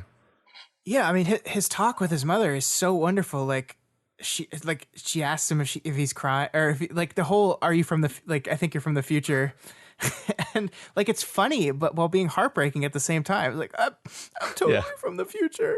Like it's like I just like how Chris Hemsworth like skirts this line, and I think he's one of the most fantastic actors in this whole cinematic universe. Like he's so good, and I get what you mean about the fat suit. I think there were a lot of people that were upset about it because it was like specifically fat shaming, and I really don't think it was, because I don't think it's funny. Like I don't think fat is funny per the movie. I think Thor, the six-pack muscled god of lightning having a beer belly is funny. Like I think like that's why I don't think it's specifically like taking a swing at overweight people. Like I don't think that's the point. It's not that like, oh, all fat people are funny. It's that this guy, the person in the last movie that Drax called a mix between a pirate and an angel, having a big beer gut is inherently ridiculous. And I think that's what the movie was doing with it. But yeah, I mean, I get like, I think maybe just not have him shirtless, like just have him in the sweats, because I think the sweats work really well. Yeah, the sweats and the hoodie and, again, the unkempt beard. That'd probably be my one Lebowski. Like extremely minor, like if I could change one tiny thing, it would be like you said, it looks fake actually when you show the belly. As long as the belly is hidden under the sweats, it just gives the impression like, oh, he's really not been training his Thor skills. But when you see the belly, you're like, oh, that's a fat suit. Like it. I'm not even for a second was I like, did Chris Hemsworth gain weight? for this role. No, it's obviously Right. obviously plastic. Yeah, So. yeah. But yeah, I mean, I'm excited. I don't know how many. I know he has more movies coming up. I'm excited to see where they go with the character from here. Is he going to be in Guardians of the Galaxy 3? Hope so. Maybe. It seems like it. I thought that I know. the end of that movie was fantastic. The Star-Lord Thor back and forth is so good. It was good. It was great in Infinity War, and it's great here again. They play off each other really well. Yeah, in subsequent rewatchings of Infinity War, that scene where he wakes up and like he's interacting with the Guardians, that is like some of the funniest moments in the MCU, and it's just like I think, and that's one thing that this, you know, we're talking about the character arcs of everybody, but every character has like a really strong. I'm not sure. I'm sure there's a word for this that you guys know, but like, do you by chance watch what's it called? AP Bio. It stars Dennis from It's Always Sunny in Philadelphia. Yeah, I know of it. I have not watched it. No, it's meh. But there's like these three teachers, and they're all like the exact same character. I don't know any of their names because they're all like the three teachers, and like they're contrasting that kind of like again. I've seen every episode. I don't know their names because like they're like not strongly written with like every character from like Brooklyn Nine-Nine. I'm trying to think of non-MCU examples. Every character from Brooklyn Nine-Nine, you can be like, oh, that is such a Charles thing to do or such a Terry Crews thing to do. So when that scene in Infinity War, when he's on the Guardian ship, they're all acting exactly like you would think they would act. And they do that consistently through all of these movies, which I really like. There's not a moment where you're like, it didn't really make any sense for him to do that. Or why would she do that there? No one ever does anything like that. Yeah. At least that comes to mind. Yeah. So yeah, that was my really long way of saying that I think as Guardians of the Galaxy is going to be hilarious. Yeah, as Guardians of the Galaxy. Yeah, it's going to be great. I'm so glad that James Gunn is back doing it because I think you're right. And I think the reason why those characters are so well developed and clear is because of Gunn. Because I think he wrote the dialogue for the Infinity War scene as well. I don't know if he did any help with Endgame, but I know the Guardian stuff in Infinity War was James Gunn. So that shows for sure. That's awesome. Yeah, I'm also stoked that he's back doing it. Yeah. All right, guys. We're down to the final two. Let's talk about Captain America. The thing about, I think maybe the best way to approach this is to talk about their two arcs at the same time, because I think they intersect and end up on kind of opposite sides. I think Cap is a person who always looks at the bigger picture, who always cares about everyone else. And then his finish line is finally taking some time for himself. And Tony's arc is going from a guy who only cared about themselves to, being a person who has to always be thinking about everyone else to the point of their death. And I think it's kind of beautiful how, like, throughout the MCU, we've seen them in their starting points. We've seen them crisscross and butt heads and fight about those differences. And then eventually they cross each other and just kind of become each other before they end. I think it's beautiful. That's really well put, and I just got to say that's why I love listening to the Doofcast because I've seen all these movies a few times each, and I wouldn't have put it together that succinctly in my head. I think that's a great observation, and you're absolutely right. Yeah, that's the iconic scene in Captain America where he jumps on the grenade. It's like he basically starts out. It's admirable in one sense for a person to be that self-sacrificing and willing to give their life for others, but on the other hand, it suggests a certain level of lack of regard for oneself to just be able to do that thoughtlessly, and so I'm not bad mouthing people who heroically sacrifice themselves. The point is, like, you can see it as him becoming a more whole and healthy and well-rounded person. Part of that is realizing like, I actually deserve to be happy just like all the people that I'm trying to save, and realizing that.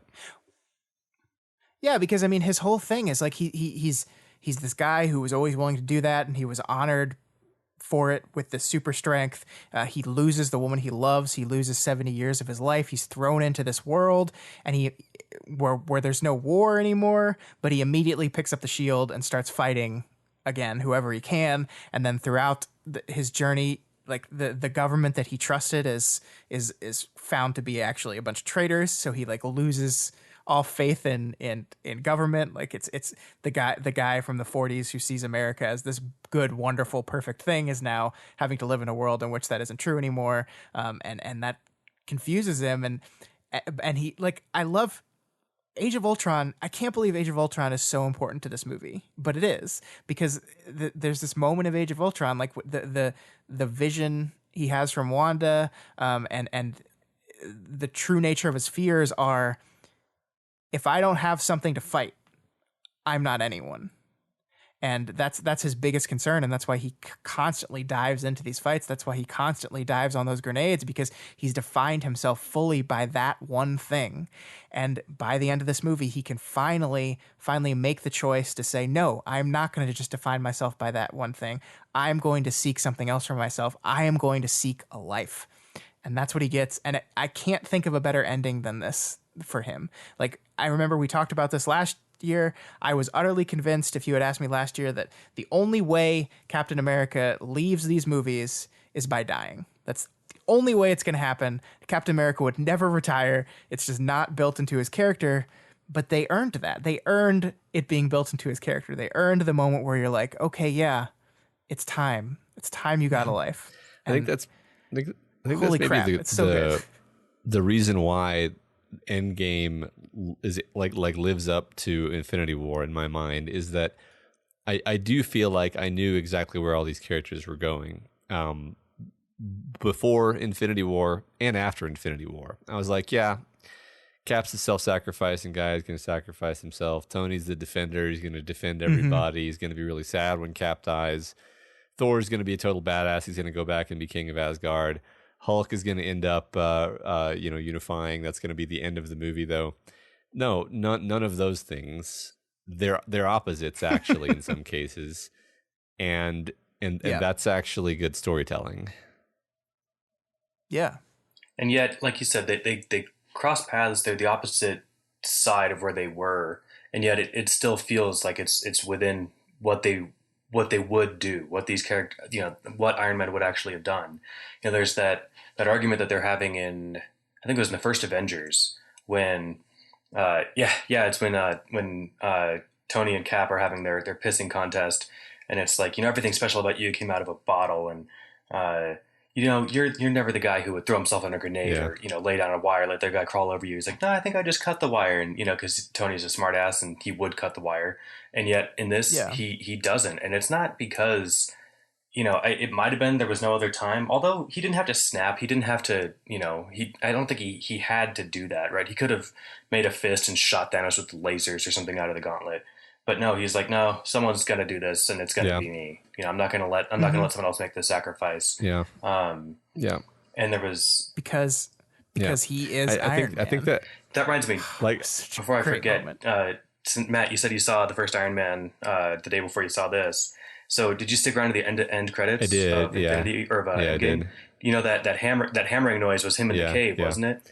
Yeah. Yeah. I picked that up when I stuck around, and there was no footage, but there was I was noise. pretty sure it was, and then I looked it up to make sure, because I was like, I literally just heard that, but I was pretty sure that's what it was.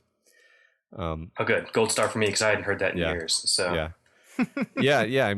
It's the moment where he takes the glove and he does the snap is something that I feel like it if they hadn't done it right, it might have not worked, actually, but it works great. I mean, especially I think it helps that Strange is there to kind of give him the sign, because Stark normally is the character who would do something clever to try to get the glove away from him again, go back into the football passing thing, and in this moment he realizes, like, more people are just dying while we're fighting, and I have the opportunity to end this right now, and he just does it, and that's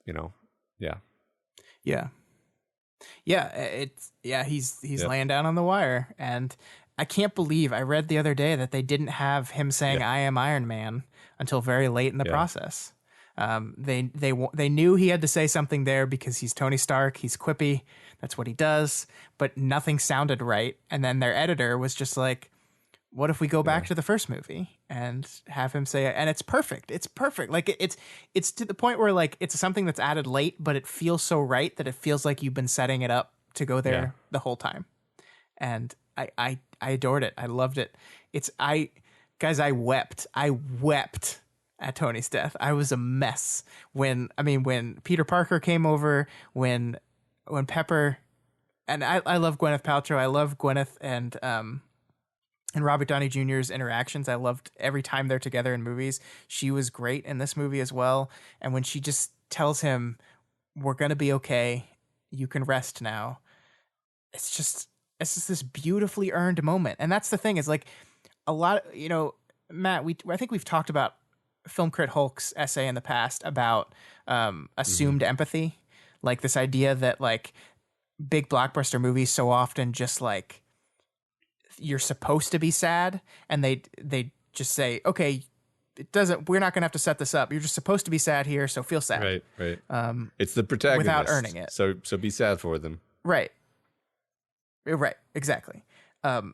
This movie, on the other hand, earns it in every possible way. It earns it through the past 20 movies. It earns it through everything we've seen Tony go through in this movie.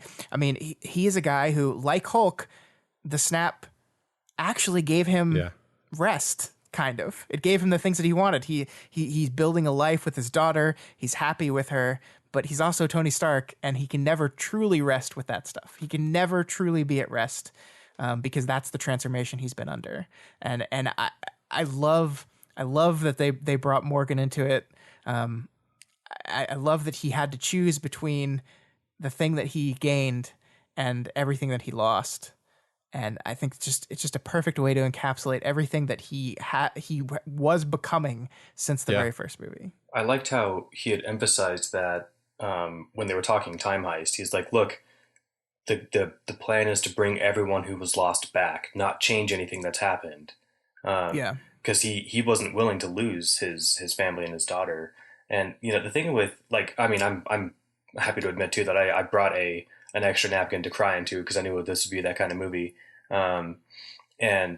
So when Peter shows up, they have their hug, and there's the nice, Tom Holland is like, oh, this is nice when they're hugging, but Tony's not cracking a smile. He blamed himself, and when you mentioned he's quippy, and that's why he says something, and it was perfect, and there was enough pause, and I rewatched that scene, and I thought it was like a 10-second pause, but it wasn't. It just felt like, because it was so dramatic. It was like maybe a 2-second thing. But so after he snaps and he's dying, he doesn't have, some funny thing, he doesn't have an outro where, like a shorter version of Deadpool in Deadpool 2, where he's going to make some, make a big statue of me. Oh, remember how everyone, that sounds like something Tony, would have done pre-Infinity War, right? But he doesn't say any. I think he tries to say "babe" or something when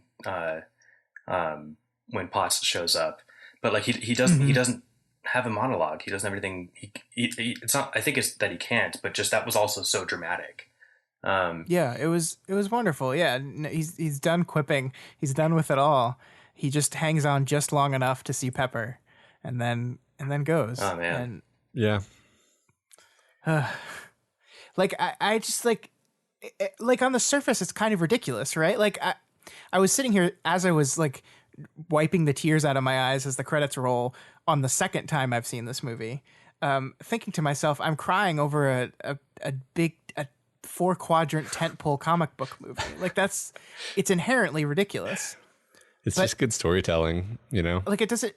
Yeah, I mean that's the thing. It's just character driven storytelling. Yeah, there's huge stakes, huge fights, all this stuff, but there's also, Tony Stark sitting on the couch with his wife, saying, I got a feeling with this one. I could put a pin in it. I could put it away. And Pepper Potts, for the first time in her character's life, not telling him not to do something, but actually telling him you have to do something because she understands him on a level.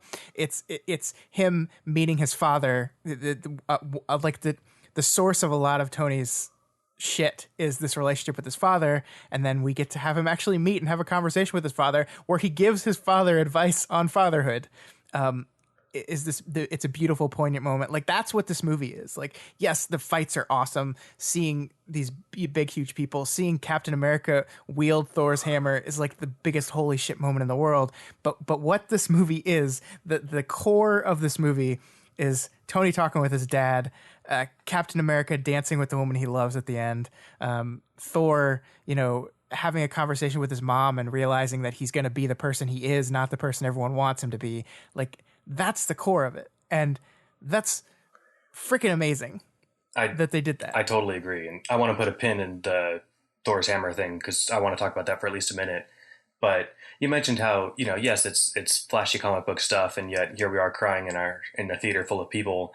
And it's like, we're not crying because, like, Thanos killed half the universe. We're crying because he killed, Peter Parker and Groot and Bucky, like people that we know and love, and we see the people that are left behind watching them die. So it's like, it's not plot driven emotion. It really is character driven emotion. That was a good point out, Matt. Yeah.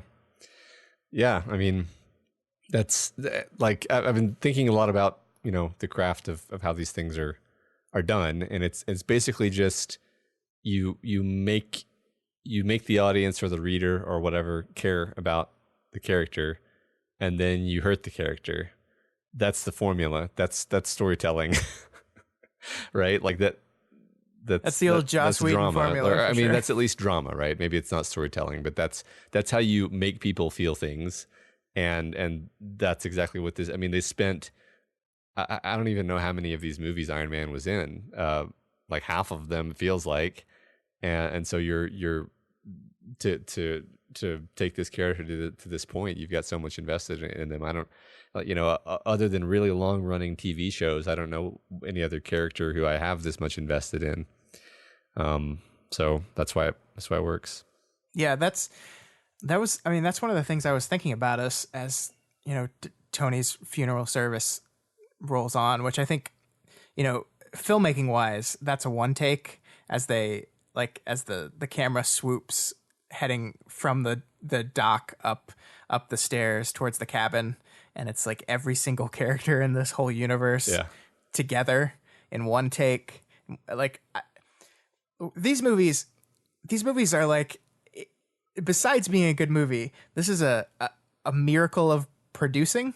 Like, the idea that we got every single one of these super busy actors to have a free day on a schedule where they could come shoot this scene at the same time is fucking amazing. Like, I don't know how they did it. Like, yes, this is a great movie, but the Marvel Cinematic Universe, like the things that Kevin Feige did to make this work are unheard of, and it's remarkable. But anyway, the thing that I was thinking about was, like, where was I in 2008? When I saw Iron Man, where was I in my life? Like, we are older. I'm 33 years old. So I was an adult when these movies started, but I was 22. I was a kid. Like, I've had so many things happen in my life since then, some good things, some terrible things. And throughout that entire journey of my life have these movies been there as a constant source of entertainment and fun and ways to reflect the challenges that superheroes are going through off of the challenges that I'm going through in my life. And that's why I cried when Tony Stark died, because he's not just a character in a comic book movie. He's a dude that's been with me through all this shit. And I think that's the remarkable thing about the Marvel Cinematic Universe. And I think the cool thing is that there's kids who started this when they were 10 and they're in their 20s now, or started this when they were even younger, and this has been their childhood. This has been a core part of their experience growing up, and I think that's remarkable. Like, this is the Star Wars of this generation. Like, absolutely. Maybe even more so, actually. Like, I mean, I was thinking about that because, like, I've shown Star Wars to my kids, and maybe they're too young to quite get into it, but like, it just seems like these are better engineered to tap into the id than Star Wars ever was. Star Wars is great, obviously, but like this is just purified crack cocaine for like the young person looking to feel vicarious thrills and so forth. There's also more of it. Yeah. I mean, the fact that there was 6 hours of Star Wars movies in or I guess between whenever the first one came out in 1999. So, right. yeah. I guess I just meant from for the whole generation, there was just those few hours, right? I guess there were the Ewok spin-offs that George Lucas did, but I don't think anyone counts those. Yeah, I watched those. Those are even the most diehard fans. Super sad. I'm glad I haven't seen them.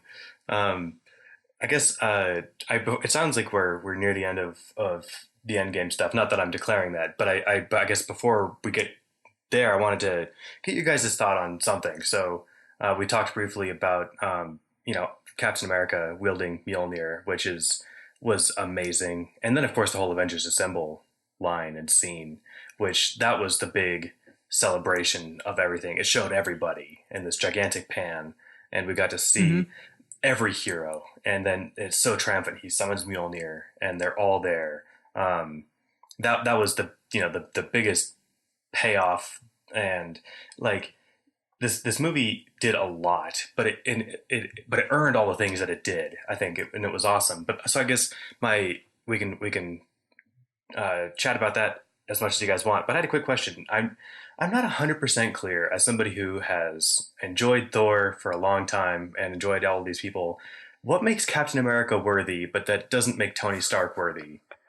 So when he picked it up and when he threw it, I thought that he and Iron Man are going to be riffing, throwing it back and forth, taking turns hitting Thanos with it.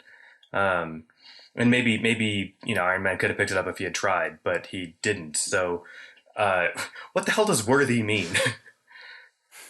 Yeah, I don't know. Okay, good. So it's not just me. No, it's like just like the time travel on this. It's comic book bullshit that it works because it feels good, but the underlying logic, we haven't used the word logic in this movie, in this discussion about this movie at all, because it has no place here. I'm utterly uninterested in talking about the logic of some of the plot elements in this movie. So especially when it gets to the time travel shit, I don't care. But I mean, I think it's just a representative of innate goodness, I guess. I don't know. I mean, it's funny because I mean, it made more sense when it was just in context of this is Thor's hammer, and he has his own personal challenge of becoming a good enough man to deserve it. But clearly, there's better people in the world than Thor. So maybe it's a combination of strength and goodness. I don't know. It doesn't. I doubt that there is a coherent answer to this question. Yeah. I think you guys are right. I think the real reason is because he did it in the comics. Yeah. So. Well, yeah. I mean, yeah. The harder I try to find a coherent thing, again, strength, being a good person, maybe wielding it for to protect someone else. Like when Thor picked it back up, it was to stop the destroyer. When Cap picks it up, it was to stop Thanos. But yeah, I think you guys are right. It's comic book plot stuff. But I just figured it out. You know what it is? Quality of ass. No, you're right. Because well, how is Thor still worthy? I guess can't judge. But I loved that Ant-Man. When Tony's, giving him shit about his old costume not flattering his ass, and Ant-Man's on his shoulder and you can see him and he's like, as far as I'm concerned, that's America's ass. And he does a little salute. He salutes. Yeah. That's a good transition. Yeah. Let's talk about Paul Rudd a bit. So we finished our big five, or big six rather.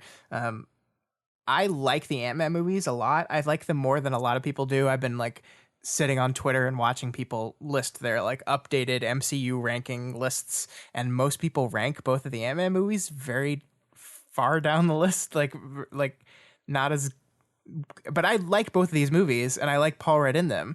However, I think this is the best Paul Rudd's Ant-Man has been.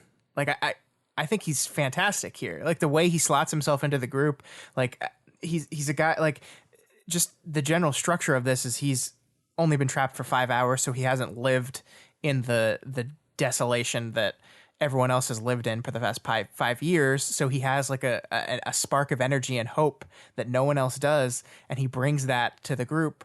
and that's his role throughout this entire movie, is like the plucky kind of spark of hope and silliness, and Paul Rudd slips into that so well. I love it. Yeah, that's well said. Like it makes sense within the context of the movie that he would still have this lightheartedness to him, and be able to be the cheerleader where everyone else is ground down, and he arrives at the perfect time in the movie to bring that much needed injection of like, okay, what are we gonna do? We gotta solve this problem, guys. And everyone else is like, oh God, okay, fine. Yeah. And I don't know whose idea was it to say, hey, Ant-Man should worship Captain America, but whoever made that call needs an award. My favorite moment of all of Civil War was the him giving him his shield. Here you go, Captain America. It's like the only. It's like, well, then he's so great in that same scene. He's like, I'm shaking your hand for way too long, aren't I? And he's still not letting go, and he's not breaking eye contact. Yeah, I think I always just thought it was sort of like hero worship. I feel like if Iron Man had called him, he'd been worshiping Iron Man. But maybe it is a Cap thing. But yeah. What I liked about the Ant-Man movies too, I don't know where I'd rank them. I haven't put them in order, but I don't really see a point in doing it that way. But I don't like doing that. If anything, it's just because the competition is so steep. But Ant-Man, especially at least Ant-Man 1, maybe both of them, they were both like heist movies. In fact, especially in the second one, like he gets some of that hot potato practice that he did in this one, or that happened in this one too. So we get to see him like jive with a team. And you're right, he's the only lively one because he's the only one who hasn't had his soul ripped apart for the last 5 years. So he's there's kind of almost this atmosphere about him. He's looking around, like not quite saying like, what are you guys all so down about? I mean, I never saw the second Ant-Man, but now I want to, partially because I like Ant-Man so much based on this movie. So yeah, you get more Paul Rudd being Paul Rudd. It's great. I think you'd enjoy it. I think I have a digital code I can send you. But it's also on Netflix. Okay. Never mind. Just watch it on Netflix. I want to talk about Nebula a bit, and we can wrap it up after that because we've been going on for a while. Because the one thing we haven't talked in this movie is Nebula's role in it, which is huge. She's really important to the story and kind of the emotional core of this movie. And one of the things that I think is just general, like Karen Gillan, like is working under heavy prosthetics, but she has to carry a lot of both these movies. And I think she just does a fantastic job. And I just wanted to give her credit for it because I think she's phenomenal. Like the struggle between the two sides of herself made manifest literally is, I think, one of the more impressive things that this movie is talking about. Yeah. I don't know. I haven't thought about it a huge amount, but the performance is sort of the bridge between I guess what we're, for the sake of this discussion, calling the second and the third acts, because like without her character, I guess she's kind of the bridge between all three acts. It's almost like without what her character, without the function of her character throughout these different parts of the movie definitely loses a bit of cohesion between these parts, because her story, her evolution actually over the course of the movie is nearly, I was going to say the heart of the movie, but there's too many different things in this movie to be the heart of the movie. But yeah, I mean, it's it's surprising because like I had read about like what happens in the Infinity Saga in the comics, and like 100,000 different things happen because it's like been rebooted, and then Thanos dies and then comes back again, and then like becomes good and then becomes bad again, and like whatever. But Nebula is always like this really important character in the comics, so I knew she was going to be important in this movie. And I just thought it was really cool how they, like you said, they kind of showed her growth in a really cool and more explicit way than a lot of the other characters, where they actually had her head to head against her old self before Thanos won. Yeah. Well, it's interesting to me because like she kills her old self, and it's this this really interesting idea about how your experiences define you and how important those experiences are to you. Basically, what Nebula's arc in this movie is positing is that everything that these characters have gone through is key to who they are. And because the old version of her can't change. She can't, because she hasn't gone through the things that this Nebula has. And she's stuck without those experiences. Like, you can't short circuit that. Like, I just think it's this wonderful kind of rumination on experience and how you become the person that you are through the shit that you've gone through. And that's exactly, I think that, like, you know, expand that out to the movie as a whole. That's a lot of what the movie is going through, that we're finishing off these arcs. These people are becoming the people, as Thor puts it, that they are, not what they're meant to be. And it's all defined by everything that's happened with them throughout this whole saga. Yeah, the moments with her were really impactful. Like, she did a lot for the movie, and all I knew about Nebula's role was used to work with a comic book nerd who had said that she played a big role in the Infinity Saga, and that was literally it. And that she was the last one around who knew Thanos, so I knew there'd be something there. But so she does, like, the emotional stuff, which you're right, it's hard for her to do through 3 pounds of plastic on her face. So she does enough to carry, like, the emotional character, especially, like you said, in the moment where she literally kills her old self because that person sucks. And like won't listen and all that, but it really is like, that's a terrible person and we can't save her. That's who she used to be. But she also is integral in carrying forward, like, the plot. So when they show up on, it would have been nice. Maybe she didn't notice. Also, she should have given them a heads up on Vormir that, like, hey, by the way, it takes a sacrifice, because she knew that. But maybe she knew they wouldn't go if they knew that or something. But in any case, did she know that for sure? She said that when Quill was asking in Infinity War, like, where's Gamora? She's like, he went to Vormir and came back with a Soul Stone. Yeah. It seemed implied that she knew that he. Oh no, he even said that she killed him or something, or he. Killed her. But I don't think he knew. I don't think that meant that she knew that it was like a straight up, the Soul Stone required a sacrifice. I think it could have just been like he killed her when he was there, you know. But it was good point. It could have been that she thought that Gamora tried to stop him. It was a thing that made sense in retrospect. That, like, oh, okay, yeah, that makes sense in retrospect. But I see why it wasn't obvious beforehand. Totally. But what I was going to say with as far as, like, so her being linked with her old self is, now that I'm talking with you guys, makes me able to pretend to be able to see these things, that, it's like, it's symbolic, and that she's forced to, like, kind of confront subconsciously and then consciously, like, who she used to be. But it also does this awesome thing for, like, there's this, like, oh shit moment where, like, oh shit, that's how Thanos gets involved. Now he's aware of the time heist, and, granted, he doesn't have all the details, but he doesn't need them. He's gonna go for it. And so that tension started building immediately, and that was awesome, because up until that point, it'd been like, all right, victory, we're gonna do this, it's gonna be awesome, and then you're like, oh shoot. Well, up until that point, I was like, who's the bad guy gonna be? Yeah, because they're gonna fight someone at the end, and they just chop Thanos' head off. I didn't expect old Thanos to get brought into it, but it was clever. But yeah, I mean, I like what you said about showing how they're linked, and it's just this idea about like just surviving abuse, and that, like, you need to get to the point where she was at. And it's like, it's really tragic, like, because the last line that past Nebula says is, he won't let me, right? And that's really tragic, because that's like, she's still stuck in a place where she just feels ultimately trapped and powerless, and therefore is going to make choices related to that. And it's sad, like, but it also, I think, values the growth and the change that present day Nebula has gone through.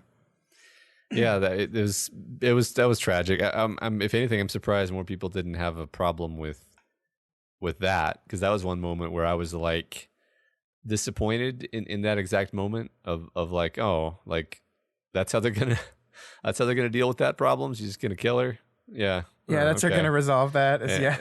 Well, all right, fine. That's just sad. Yeah. Yeah. All right, guys, we've been talking for 2 hours. Is there anything else you guys wanted to say that we have not said? Do you have anything else on Endgame? Man, I wish I could think of something. We did start recording late, and I'm an old man. I go to bed early, so I could talk for another few hours just about how much I love this movie. But I think we hit everything I wanted to hit. I made a short bullet list, and we hit all those.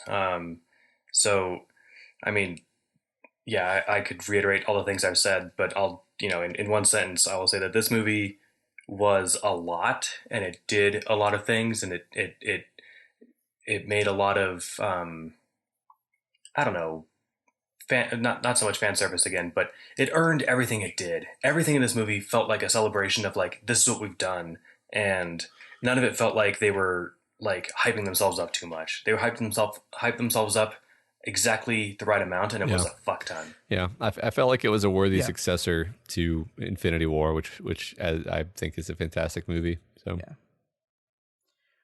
I do think it was fan service. I absolutely think it was fan service, but I think it was fan service in a way that makes us think that maybe that word should not have negative connotation every time. Yeah, that's why I keep hedging on it, because like it's a pejorative, and yet this was fan servicey, but it was awesome. It didn't because it was earned. Well, exactly. Yeah. So there's like our movie's not supposed to. You guys are good at us. coining words. Yeah. Well, I think fan service in the negative, I think, is specifically to where you're twisting the movie just around moments, whereas the fan service in this, those moments were earned through character. And that's why, like, yes, you still got your fan servicey moment. You still got your Avengers Assemble moment. You still got your shot with all the women characters like linking up at one moment in this big wide shot. But like, I felt like for the most part, those were all driven by the characters themselves and not by the invisible hand of the studio saying, we need this, with maybe the exception of the girls team up, but that was so badass, I don't even care. But I mean, I think you're right that we need another name for this, because fan service has such a negative connotation. That satisfying movie scene, movie make feel goodness. I'm becoming allergic to like all like catchy names for things like fridging or fan service. I'm like, I'm so tired of I'm like, don't use the words. Say what it is about the thing that bothers you. If you just use the word, then that's just like saying bad thing, no like that's literally like we should start making fun of people who use these terms, because it's I think you're right. Do doof. And I think that transitions us out of Avengers Endgame. Let's talk about Game of Thrones real quick. So, spoilers for all of Game of Thrones that's been released as of 5/3/2019. So I don't want to spend a lot of time on this because we've been recording for a while, but I want to talk to you guys very quickly about The Long Night and the fact that Arya is clearly a Mary Sue, right, Matt? And that statement. Yeah. Bad thing. Stop that. Wah. So, I didn't love this episode. But the reasons I didn't love this episode have very little to do with the plot of the episode and mostly to do with how the episode was shot. I am not like all over the lighting complaints that a lot of people had. I do think the episode was dark, but I don't think the darkness of the episode is what caused the problems. I think the episode is weirdly shot. I think it's cut in a way that's very quick and dramatic, but the issue with the way it's cut is that you lose all sense of geography. There's like a lot of choices here where like you see whites about to overwhelm people and then we cut away from them. And then the next time we see that person, they're like standing up against a wall somewhere. And you're like, wait, how'd they get from there to the other place? My main issue is when there'd be like a massive horde of the whites, and then like you cut back to what should be the same place in the battlefield, and there's like 7 of them. Yeah. It's like, where did the horde go? Yeah, like scene geography and just general shooting and editing, I just think didn't work for me. And and it really helped. It really stopped my enjoyment. And I think you take the low light and you put the low light on top of all this stuff to where you're kind of confused of which part of the castle are we in? Where are we? Where was that character last time I saw him versus where they are now? And then you add the snowstorm, you add the low light to that, and it just compounds upon that issue to where it's really hard to tell what's going on. Yeah, right. I think so. My thoughts of the episode were that I made this list in the Discord the other day where I listed like literally 9 things about the episode that I thought were great, that I loved, that I really enjoyed, that made me, not smile, because it was a lot of them were sad, but I found them effective and successful. But all of those successful moments were embedded in a movie that, like you said, made no geographic sense for long stretches of it. And then had some really weirdly competent scenes interspersed, like the library scene. Sure.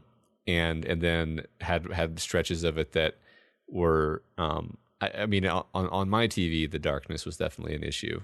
Like pretty much anytime they were outside, I was literally squinting, because I was just like, but the TV's just not showing what I think it would be showing if this were like, some kind of high end, piece of hardware. I rewound like 3 or 4 times during the dark parts, like thinking, like I tweaked my settings a little bit, and there were parts that were just like, okay, I guess I'm just, maybe if they want us to see what was going on there, like they'll zoom in on it later, because I can't make this out. But I didn't mean to. You finish up your recap, Matt. I didn't mean to cut you off. I needed to weigh in there.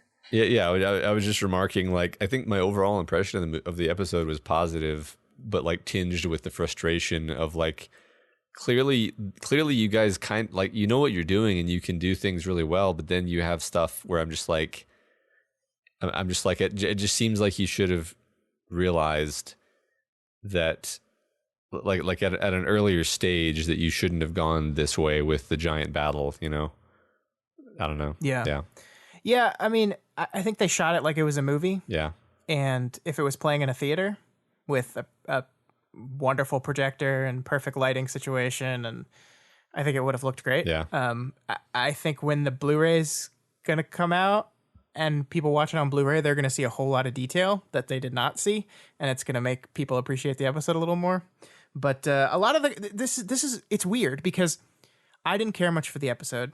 I've given the reasons why. There's a lot of people that are really mad at the episode for a lot of other reasons. We talked about Arya and stupid Mary Soonis and all that nonsense. So I'm in this place where I am agreeing with people as far as the episode not being very good, but the reasons they say that I think are dumb. And so it's like I am happy that the Night King is dead. I am happy that we are finished with this part of the story, and the final 3 episodes of the show can be what I think the show is the best at, which is the intercharacter conflict. Because we're in a place now where we brought all these characters together under these really tenuous alliances that were specific to the big threat that was coming. We had all episode 2 talking about like, well, what happens after? What happens after? Well, now we're at the after. We're there. So now we get to deal with all that stuff. What's going to happen? And I'm excited for the final 3 episodes of the show, like I would not have been had it been zombies throughout the rest of it. Yeah, imagine if this was the series finale. Like, they won the fight. Go home. Awesome. Yeah, that would have been a drag. Yeah, my 2 cents on the episode is, like, I'm shallow. I don't... And the other thing, too, I wanted to mention that, Matt, I've stolen your phrasing, and I've been using that for like describing my thoughts on season 8. Like, the 2-year gap made me forget why I fell out of love with the show. And so it's like, now I'm back in it. I'm like, oh yeah, this is good. Why was I not looking forward to this? So I'm enjoying it again, but I've also, I haven't rewatched anything, so I've forgotten some of the little details, but the episode for me was like, it was fun. It had some tension. It was the other thing that was mainly frustrating. And then I know, we don't want to spend too long on it, but like, I felt like Daenerys and Jon didn't do shit. And I get like, all right, inclement weather, fine. But you guys have like the big weapons, and you guys are all fighting a cloud this whole time. Just ground and run back to the castle, figure something out, blow away some of these zombies. And I get, it was dramatic and whatever, but I found that really annoying. One thing that I loved that built the dread was Jon's chasing down the Night King. You think he's going to get him, and it really built up to where I thought he was going to be the one to kill him. Mary Sue all you want. I thought it was super badass that Arya fucking killed him, but I'm not sure where that stands with the lore and all that stuff, but I was all over it. But so when John's chasing him, when John's chasing him and he stops and turns around and he just raises his hands and you see all the bodies twitching, and then everybody in the castle, like, they the ones that survived, and then they're like, oh, all the people that didn't survive, we got to kill them now too. And that sense of doom that crept in was awesome. And last thing, sorry, the music when the Night King is walking towards Bran for like that 5-minute shot that it's also panning back and forth, like John fighting the dragon or whatever. Yeah, that was insane. That was so good. It wasn't like even like intensely dramatic music, like what I would think of when I think of dramatic cinema music. It was like Requiem. It was like, this is defeat. This is like the outro ballad to the loss. It was awesome. Yeah, it was really unusual, like structurally from a musical perspective. It had this interesting sort of constant changes that left you unable to know what direction the tension was supposed to be going, which I think was intentional. Like, it was basically just a way of making you feel really on edge. I thought it was a very cleverly done piece of music. I agree. And look, I think we need to create a list of doof band phrases, and Mary Sue is at the top, number one on that list. Look, the idea that Arya is a Mary Sue is the dumbest thing I've ever heard of in my entire life. Like, I agree that I think the show has bungled her arc a little bit, and it was not always clear to me what the show wanted to be doing with Arya. But to say that she hasn't earned the ability to assassinate something when that's been her entire arc for 8 years is the dumbest thing I've ever heard of. Like, it's so stupid, and it means it, like, 100%.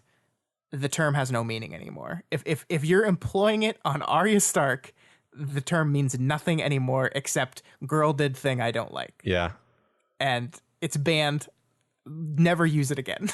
I'm really enjoying the wonderful dragging that some people got on Twitter for saying that it was unearned.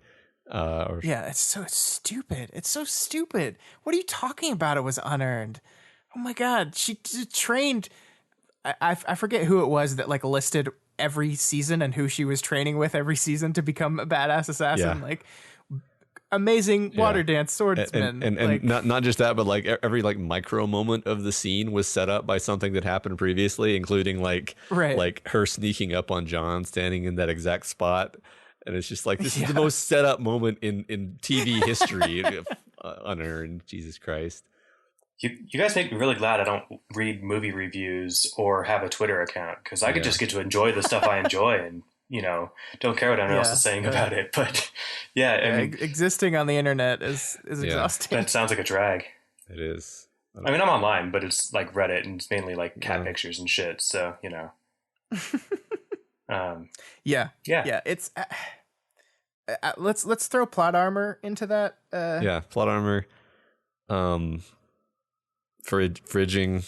Even if you have a problem with characters surviving when they shouldn't have, which I think this episode encroaches on, I think there's just a better way to have that conversation than just saying plot armor, because like half the time it's a story about the character. So if the character dies, it's like that's just a stupid phrase to use. Well, do people think that they'll like the movie more if characters die like randomly before any kind of culmination or catharsis is reached? Like, that they must know that's not true. So what do they want?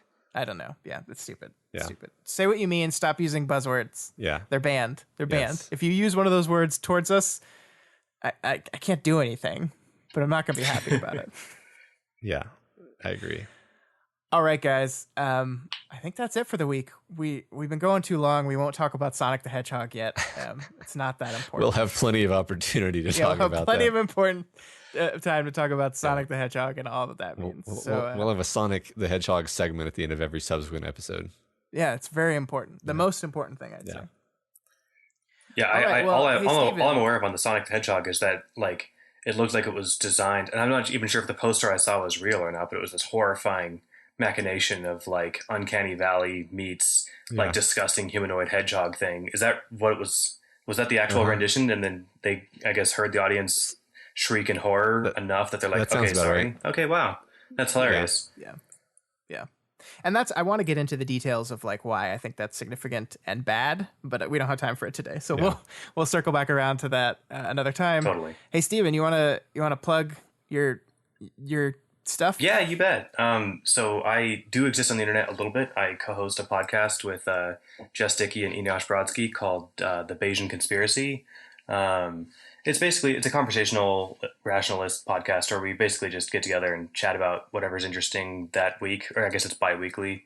Occasionally we have on guests you might have heard of, so that's fun. You can check us out on iTunes or whatever, the Bayesian Conspiracy Podcast.com, or wait, BayesianConspiracyPodcast.com. You'll find it.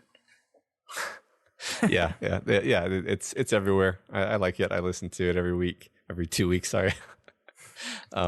Good show. We have other frequent guests. We have occasionally reoccurring famous guests like Matt Freeman. He's been on 2 or 3 times. So those listen to those. Yeah, those are good episodes with that guy. Agreed.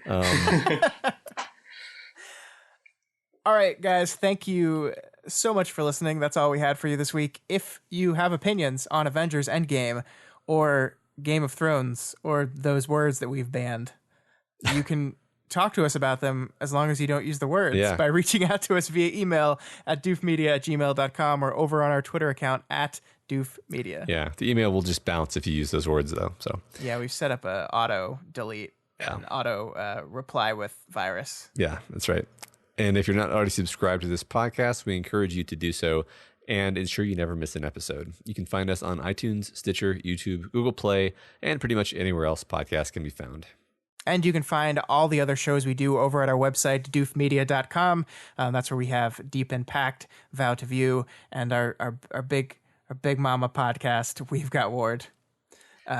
If you want to support us, you can become a patron of Doof Media. Head on over to patreon.com/doofmedia and pledge $1 a month or whatever else you can afford. Every little bit helps to help us keep making content, supporting the costs that it takes to run this place, and help us see all the stuff we talk about on here. So thank you, everyone that supports us. We really do appreciate that. Yeah. And if you can manage it, please consider rating and reviewing us on Apple Podcasts. Every review helps us get more exposure and introduces new people to the content that we make here. All right, Stephen, once again, thank you so much for joining us. We really do appreciate it. It's always fun to talk to you. Yeah, thanks for having me. And on the off chance that this is anybody's first episode of your guys' show, I encourage you to check out at least one more. I'm pretty sure I brought down the quality of like their high-level conversation a smidge with my incessant enthusiasm. No. So absolutely not. No, this is great.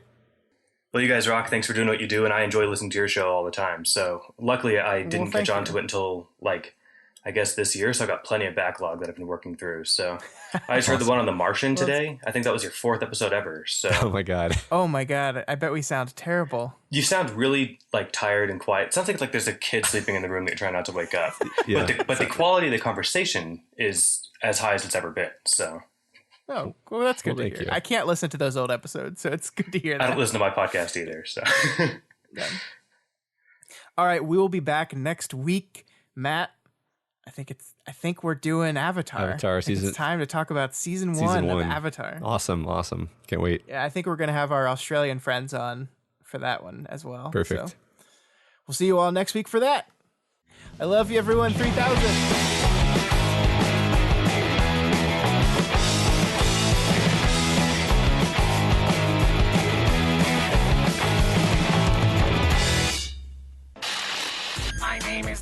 And you'll do what I say. My name is Doof, and you'll do what I say.